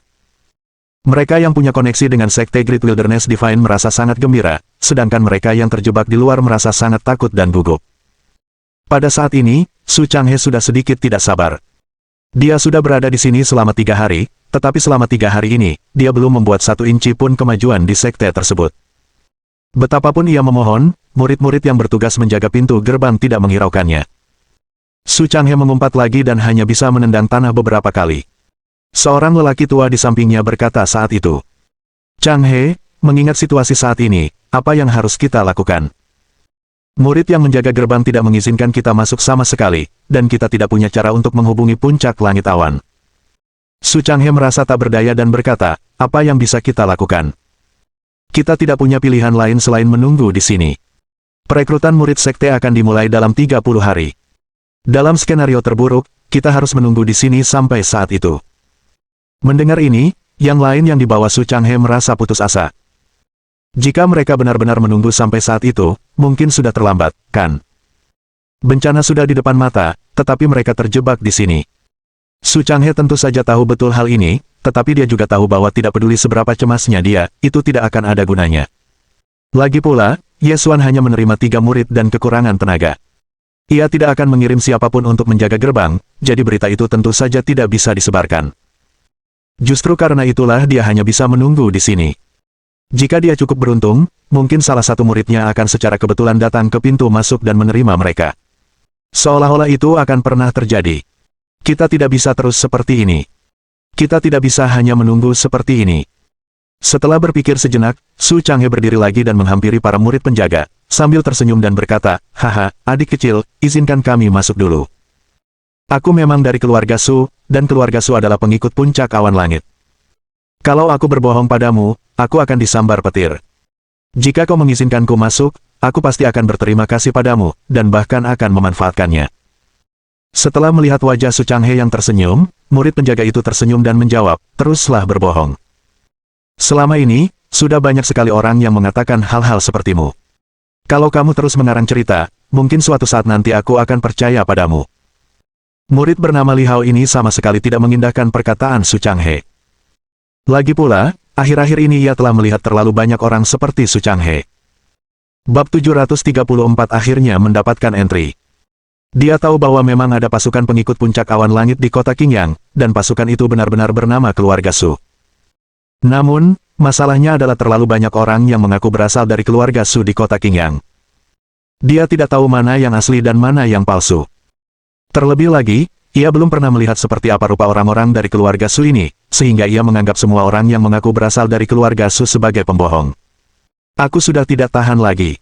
Jangan halangi aku. Aku pasti akan merobek mulut bocah ini. Su Changhe sudah panik dan jengkel. Ia sudah mengatakan hal-hal baik dan buruk, tetapi orang-orang ini sama sekali tidak mempercayainya, jadi ia melangkah maju dengan mengancam. Su Changhe menggosok-gosokkan tinjunya, tetapi ketika dia berbalik, dia menyadari bahwa orang-orang yang dibawanya tidak berniat menariknya kembali. Suasana langsung membeku. Su Changhe buru-buru mengedipkan mata pada tetua di sampingnya. Untungnya, si tetua menyadari ada sesuatu yang salah dan segera menarik Su Changhe kembali. Changhe, bertahanlah sebentar, semuanya akan baik-baik saja. Mundurlah. Jangan lakukan hal bodoh. Melihat dirinya ditarik kembali, Su Changhe berkata dengan marah, anak nakal, jika tidak ada yang menghentikanku hari ini, aku pasti akan memberimu pelajaran. Li Hao menyaksikan adegan ini dengan senyum di wajahnya dan tidak berkata apa-apa. Ia merasa anak konyol ini cukup menarik. Setidaknya, ia tahu cara menampilkannya. Lagi pula, tugas menjaga gerbang saja sudah sangat membosankan. Untungnya, orang ini cukup menarik dan telah menghiburnya selama beberapa hari terakhir. Yang tidak diketahui Su Changhe adalah Feng Xiun telah menyaksikan adegan yang baru saja disutradarai dan diperankannya. Ia langsung menutup mulutnya dan tertawa. Haha, sudah berapa lama sejak terakhir kali kita bertemu? Tuan Muda Su, bagaimana kau bisa seperti ini? Kelihatannya hampir meyakinkan. Su Changhe awalnya sangat marah, tetapi ketika dia mendengar suara yang dikenalnya itu, wajahnya langsung berseri-seri dan dia segera menoleh ke arah suara itu. Saat melihat Feng Xiun berjalan ke arahnya, begitu pula gadis kecil di sampingnya, Su Changhe begitu gembira hingga ia melompat setinggi 3 meter dan hampir menangis. Kakak Xiun, aku sudah menunggumu lama sekali. Dia sudah menunggu di sini selama 3 hari. Setiap menit dan setiap detiknya adalah siksaan. Namun, Feng Xiun memutar matanya.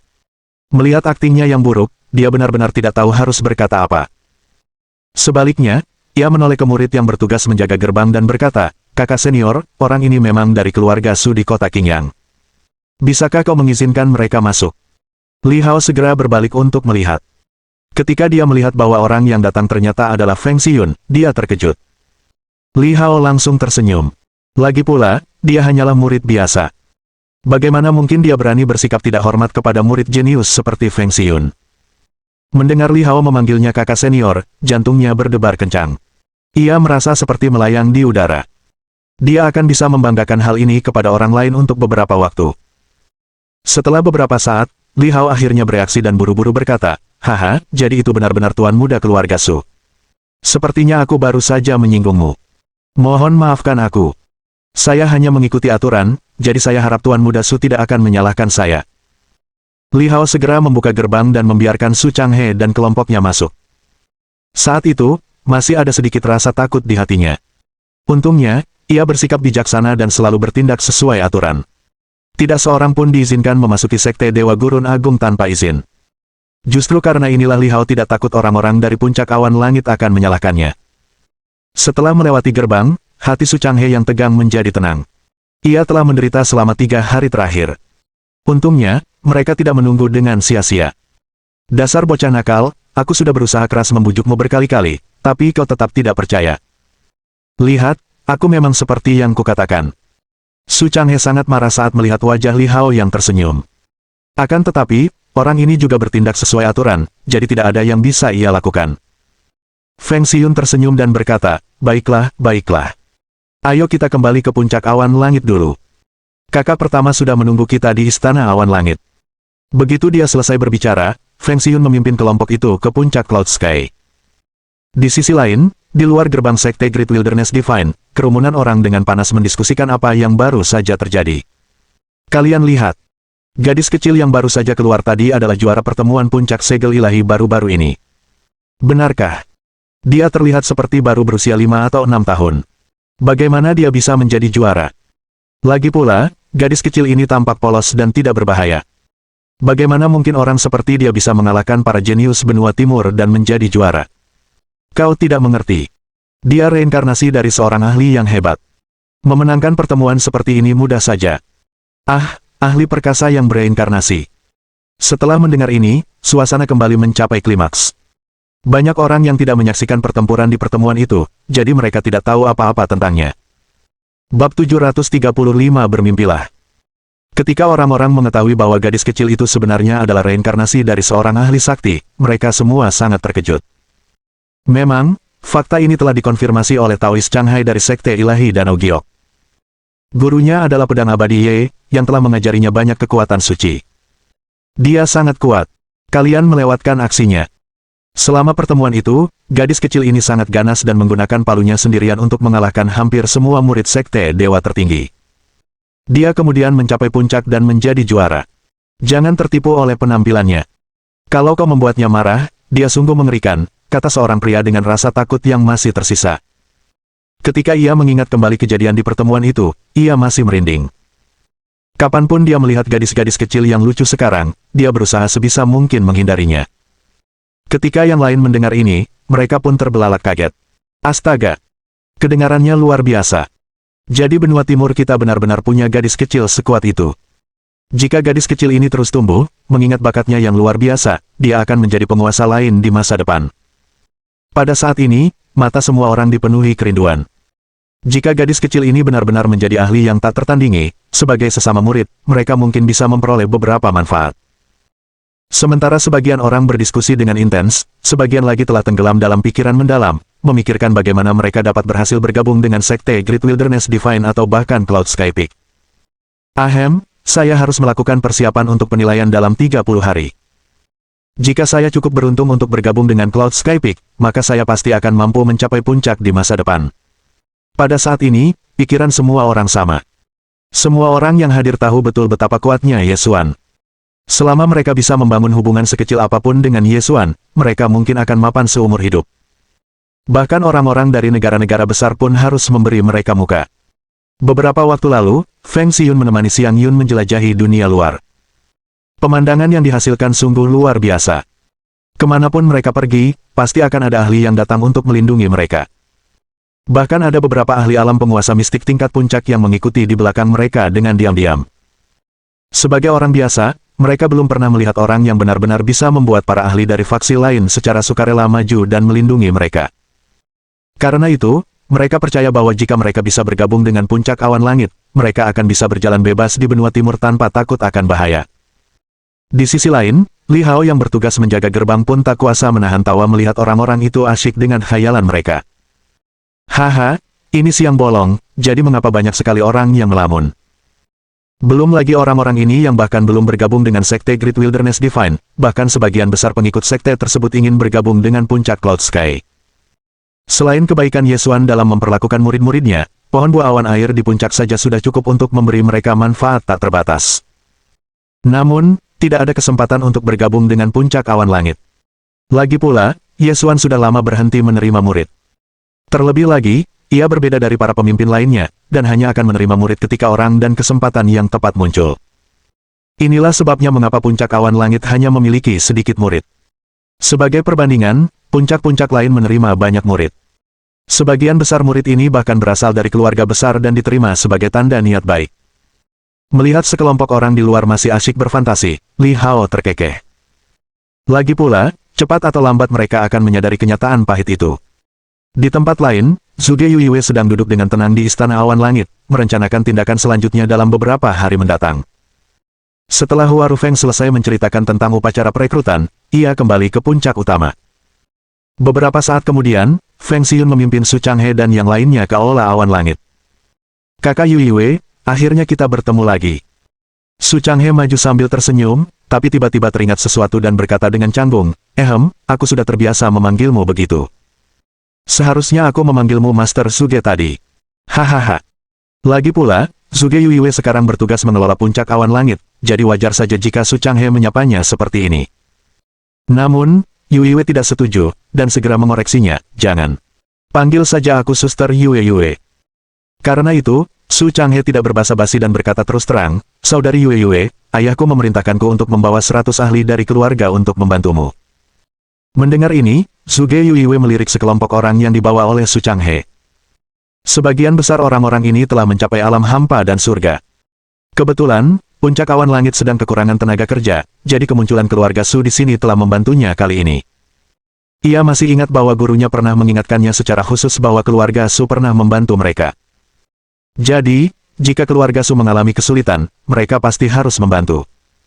Bab 736 Dorongan Terakhir.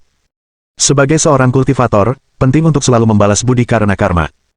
Oleh karena itu, sangat jarang bagi seorang kultivator untuk mengingkari kesepakatan atau mengabaikan budi, kecuali ada keadaan yang meringankan, atau jika mereka tidak lagi memiliki peluang untuk menerobos.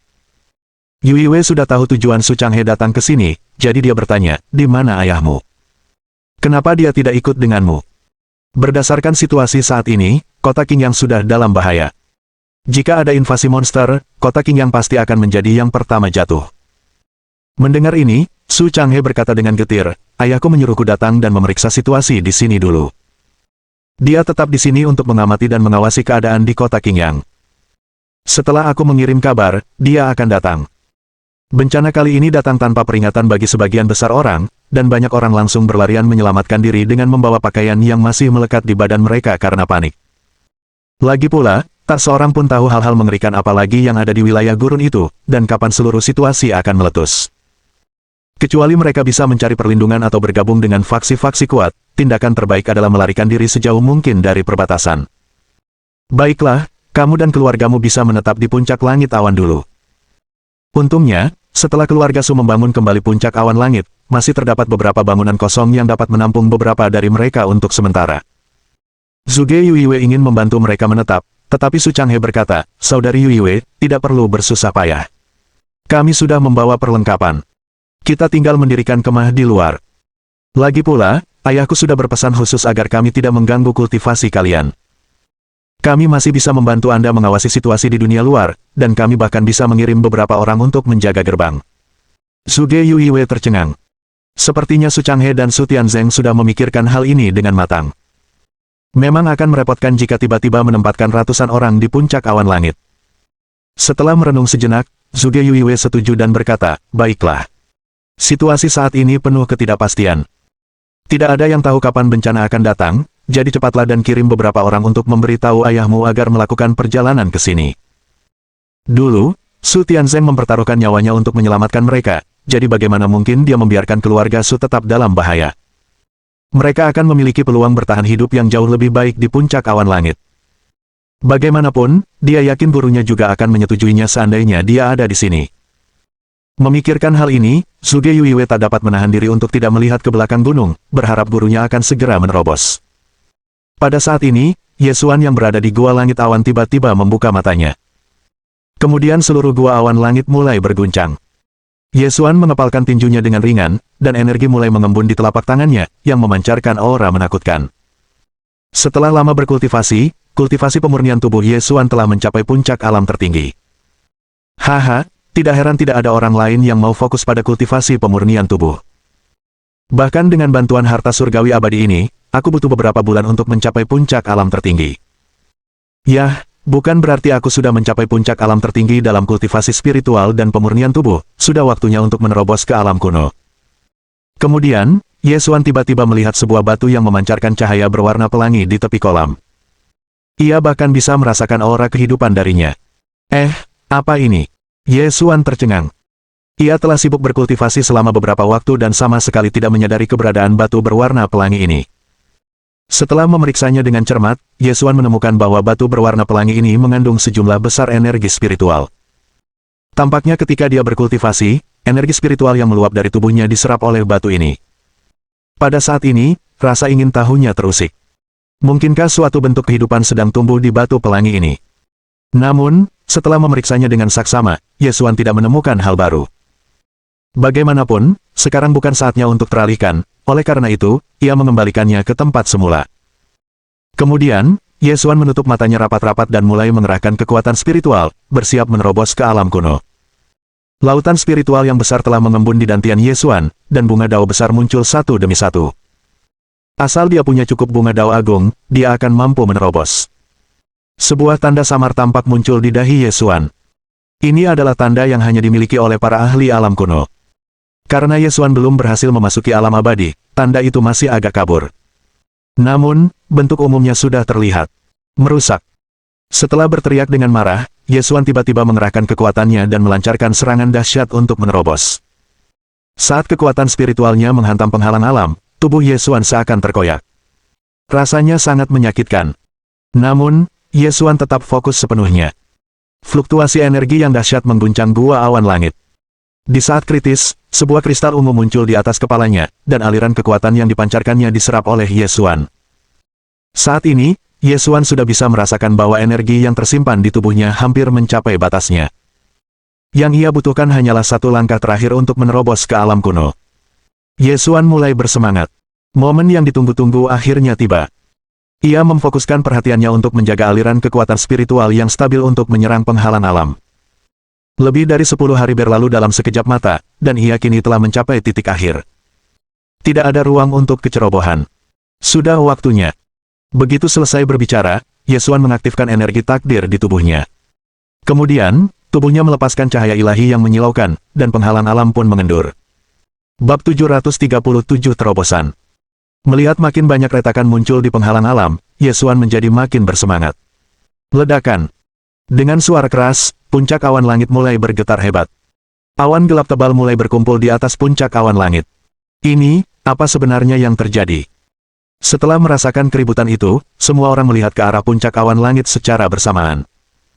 Mungkinkah saudara muda Ye benar-benar berhasil? Di langit di atas puncak utama, perhatian Aolei sepenuhnya tertuju pada puncak Yuntian.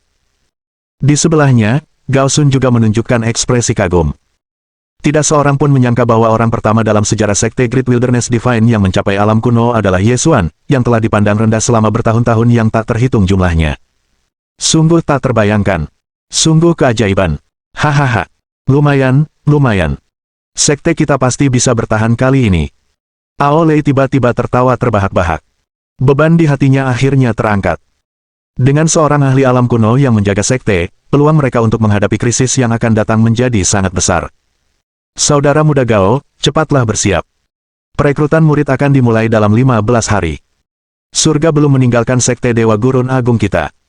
Jika kita memainkan kartu kita dengan benar, kita dapat memanfaatkan kesempatan ini untuk memulihkan kejayaan sekte Dewa Gurun besar. Gao Sun juga sama gembiranya saat ini. Kakak Ao, serahkan saja urusan ini padaku. Aku akan pergi dan mempersiapkannya sekarang. Terobosan Ye Xuan bagaikan matahari yang bersinar di hari yang mendung. Suasana hati seluruh sekte pun terangkat. Dalam beberapa jam, berita tentang Ye Xuan yang berhasil menerobos ke alam kuno menyebar ke seluruh sekte. Pada saat itu, Zhuge Yuiwei, Feng Xiyun dan yang lainnya yang berada di Cloud Sky Hall merasakan getaran di puncak Cloud Sky dan segera berdiri. Ketika mereka keluar dari istana langit awan dan melihat awan hitam bergulung-gulung di langit serta suara guntur, mereka mengerutkan kening. Kakak pertama, fenomena besar seperti itu sedang terjadi di belakang gunung. Mungkinkah guru itu?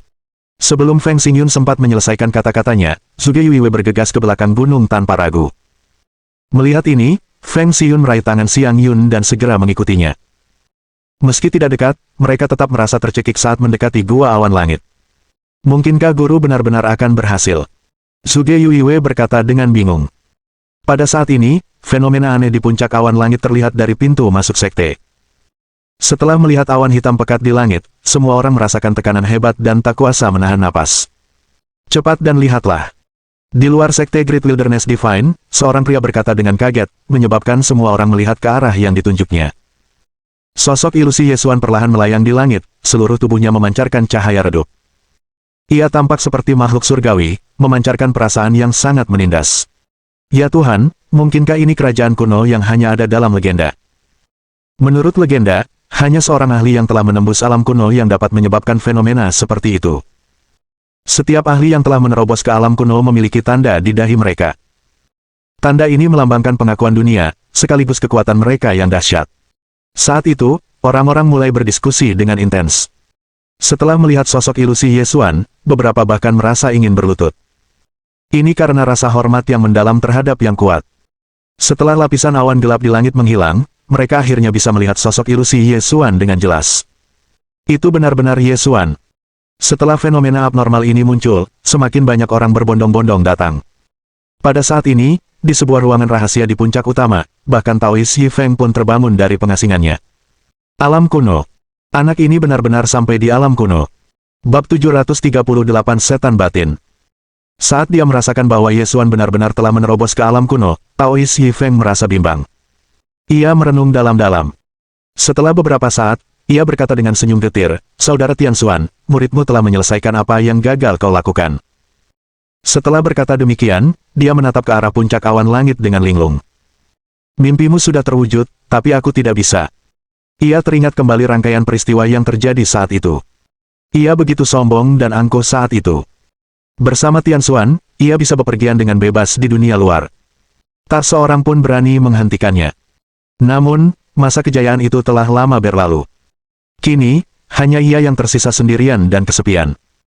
Kalau saja bukan karena iblis dalam hatinya, dia pasti sudah menjadi ahli pertama di sekte Great Wilderness Divine yang berhasil mencapai alam kuno dengan bakatnya.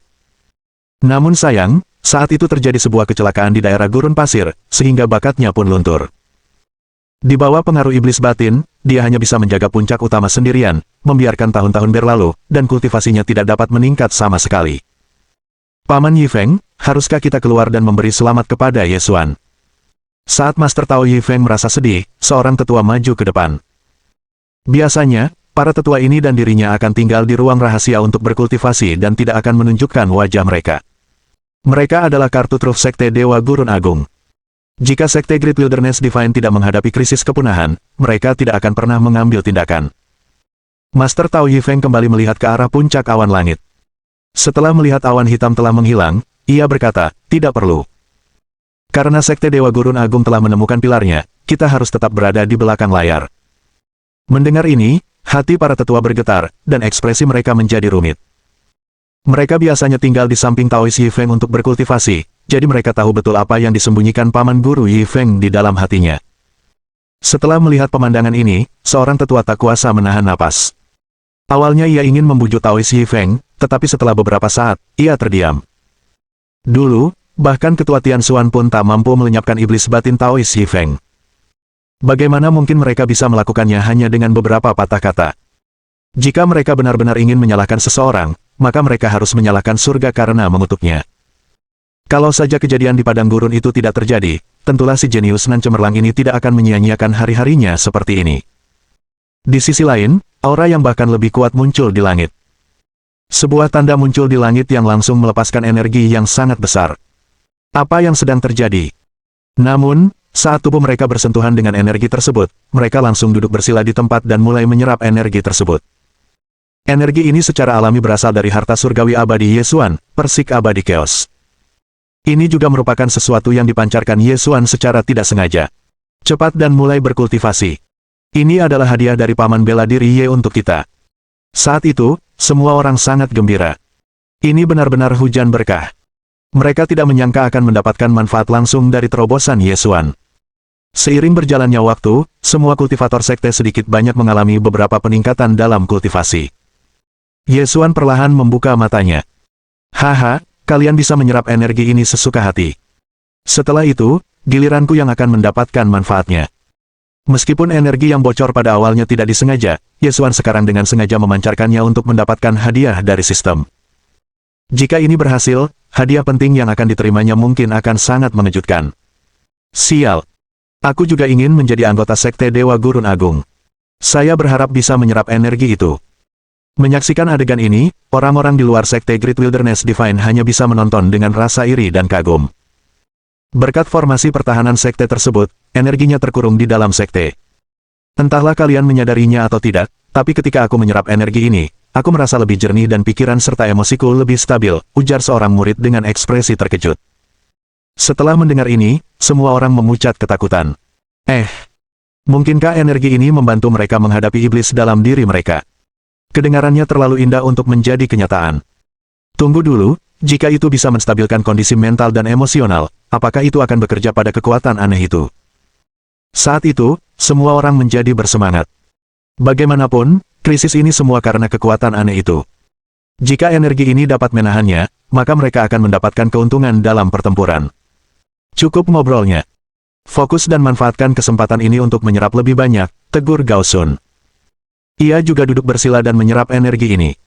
Setelah menerima tegurannya, semua orang duduk dan fokus menyerap energi sebanyak yang mereka bisa.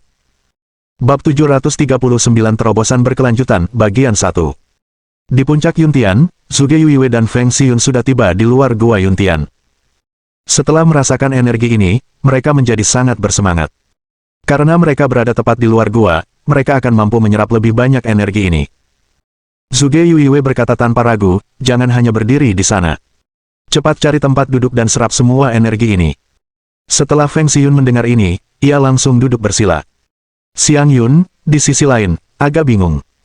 Dia mengulurkan tangannya untuk mencoba menangkap energi itu, tetapi energi itu melewati tangannya.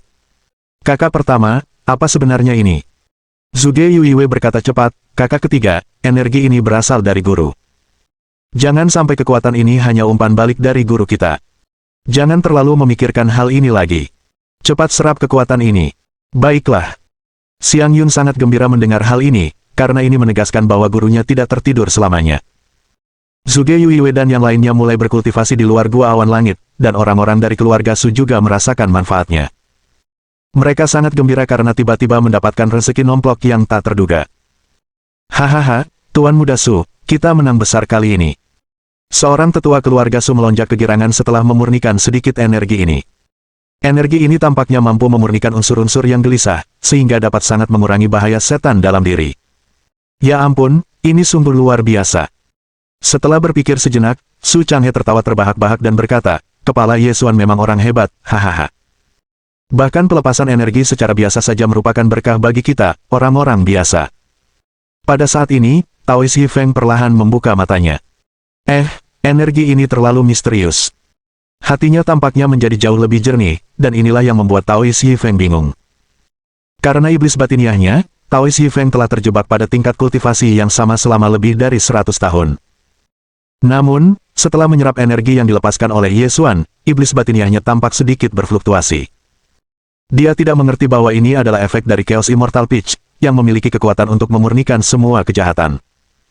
Pada saat ini, karena iblis dalam dirinya sudah sangat melemah, Taois Yifeng hanya perlu berkultivasi sedikit dan telah mencapai tahap tengah alam tertinggi.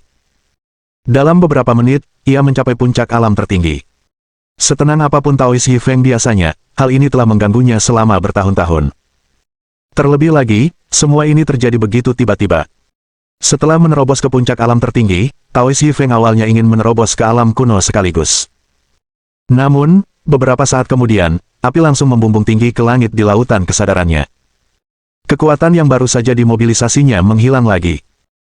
Lupakan saja. Memangnya kenapa kalau aku sampai di alam kuno? Aku tidak punya banyak teman lagi, dan tidak ada yang kurindukan di benua timur. Tao Xi Feng tidak berusaha menerobos ke alam kuno, melainkan berdiri terpaku di ruang rahasia. Seiring berjalannya waktu, energinya mulai melemah. Pada saat ini, mata Ye Xuan tampak berkelebat di gua langit awan. Mereka akhirnya selesai menyerapnya. Meskipun Ye Xuan masih berada di gua awan langit dan tidak mengetahui situasi di dunia luar, dia sudah merasakan bahwa energi yang mengandung jejak keabadian dari persik abadi kekacauan sudah habis. Ye Xuan sudah bisa membayangkan keributan macam apa yang terjadi di luar sana. Lagi pula, ini adalah kesempatan bagus untuk meningkatkan kekuatan mereka, dan mereka bahkan tidak perlu melakukan apapun. Siapa yang tidak senang menerima barang gratis? Namun, dalam kasus ini, bukan hanya penerimanya saja yang senang, bahkan pemberi pun ikut senang. Kalian semua mendapat banyak manfaat, tapi saya juga tidak dirugikan.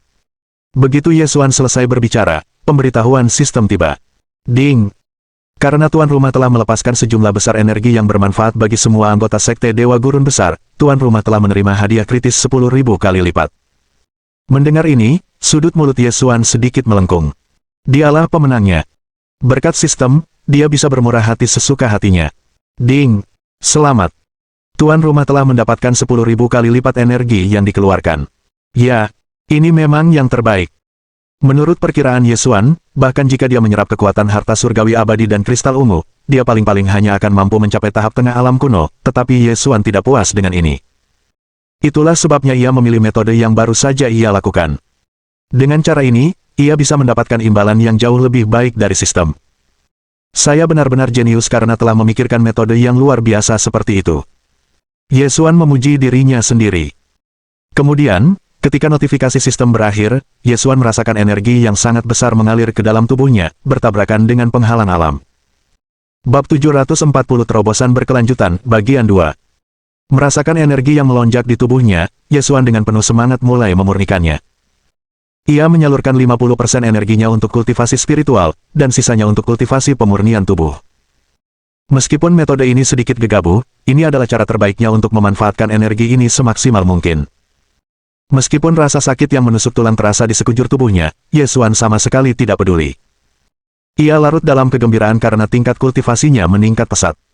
Sebentar lagi, ia akan mencapai tahap tengah alam kuno. Dalam sekejap mata, lebih dari 10 hari berlalu. Ketika Ye Xuan membuka matanya kembali, ia telah mencapai tahap tengah alam kuno, baik dalam hal kultivasi spiritual maupun pemurnian tubuh. Setelah menerobos, Ye Xuan meluangkan waktu untuk meramu solusi pemurnian tubuh agar bisa mencapai tahap lanjut dari alam kuno. Namun, yang tidak disadari Ye Xuan adalah saat ia berkultivasi dan melakukan terobosan, sebagian besar kekuatan yang meluap dari tubuhnya diserap oleh batu berwarna pelangi. Mungkin batu ini adalah salah satu penerima manfaat terbesar dari terobosannya. Pola-pola emas muncul di permukaan batu, dan tampak sangat mempesona. Namun, Ye Xuan masih asyik berkultivasi, jadi dia tidak menyadari hal ini. Jika dia menyadarinya, dia pasti akan sangat terkejut. Lagi pula, pola emas seperti itu biasanya hanya muncul pada makhluk yang sangat kuat, seperti naga dan burung phoenix. Setelah pola emas muncul, batu berwarna pelangi menjadi lebih luar biasa, dan dipenuhi dengan kekuatan kehidupan. Terobosan. Setelah meraung, Ye Xuan mulai terus-menerus mengerahkan kekuatan spiritualnya untuk menyerang penghalang alam. Tepat saat ia hampir berhasil, Ye Xuan mengerutkan kening. Ia merasa seolah-olah ia telah memperoleh sesuatu yang agak unik. Kekebalan terhadap semua hal jahat. Setelah tertegun sejenak, Ye Xuan hampir melompat kegirangan. Terlebih lagi, kemampuan ini juga mencakup kekebalan terhadap ilusi, yang akan membantunya menghadapi lawan yang licik dan dunia rahasia. Berkat efek harta surgawi abadi, tubuhnya pun kebal terhadap racun. Apalagi yang perlu ditakutkannya? Harus fokus dan terus menerobos. Pada saat ini, Ye Xuan tidak menyerah, dan terus menyerang menuju tahap lanjut dari alam kuno. Setelah beberapa waktu berlalu, dia akhirnya melakukannya. Dia akhirnya mencapai tahap lanjut dari kerajaan kuno. Sekarang, yang perlu ia lakukan hanyalah menstabilkan dan mengumpulkan fondasi kultivasinya, serta menempa pikirannya. Setelah mencapai itu, ia akan mencapai puncak alam kuno. Untuk itu, yang terpenting adalah waktu. Setelah merenung sejenak, Ye Xuan tidak mengakhiri pengasingannya. Hal ini dikarenakan ia telah memperoleh banyak sekali keterampilan hebat dari sistem tersebut, namun karena keterbatasan waktu, ia belum benar-benar menguasai keterampilan tersebut. Karena itu, ini adalah kesempatan terbaik untuk melakukannya, yang akan semakin meningkatkan kekuatan tempurnya. Hukuman ilahi. Setelah tenang, Ye Xuan fokus memahami esensi dari skill Divine Punishment. Ternyata, Divine Punishment mampu melepaskan kekuatan Heavenly Tribulation dalam bentuk petir Tribulation. Lebih jauh lagi, karena menggunakan kesengsaraan surgawi sebagai dasar, sambaran petir ini hampir tidak dapat dihindari. Ketika ia mulai memahami keterampilan ini, Ye Xuan benar-benar terkejut. Lagi pula, keterampilan ini setara dengan menghukum orang lain atas nama surga, yang hanya bisa digambarkan sebagai sangat mendominasi.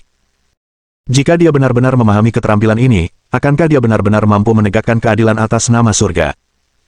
Jika dia menggabungkan keahlian hukuman ilahi dengan teknik pedang Flora, kekuatan mengerikan apa yang bisa dilepaskannya?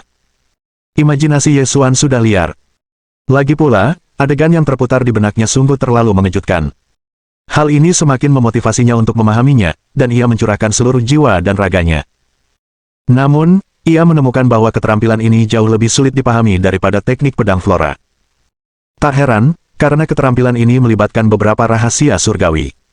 Orang biasa pun mungkin tak akan mampu memahami prinsip-prinsip dasarnya. Untungnya, Ye Xuan memiliki kemampuan pemahaman yang luar biasa, sehingga ia masih bisa mempelajari keterampilan tersebut. Namun, ia masih membutuhkan waktu. Di luar gua, dua lonceng merdu terdengar di seluruh sekte Great Wilderness Divine, bergema di seluruh pegunungan. Tepat setelah dua lonceng berbunyi, formasi pertahanan sekte Dewa Belantara Agung dinonaktifkan sementara, dan gerbang dibuka. Sudah waktunya untuk upacara perekrutan murid. Mohon dukungan dari omom ante-ante sekalian, buat subscribe atau sharekan novel Mimin ke Facebook kalian, agar channel Mimin bisa terus berkembang. Dengan begitu, Mimin bisa lebih semangat untuk up novel seru lain ke depannya. Buat teman-teman yang sudah subscribe dan sharekan novel Mimin, Mimin ucapkan terima kasih sebanyak-banyaknya. Sekiranya teman-teman menghadapi masalah video diputar dalam bahasa Inggris, coba tukar kepada bahasa Indonesia original melalui cara ini. Semasa mendengarkan, pencet tombol setting di atas kanan video, pilih audio track dan tukar bahasa.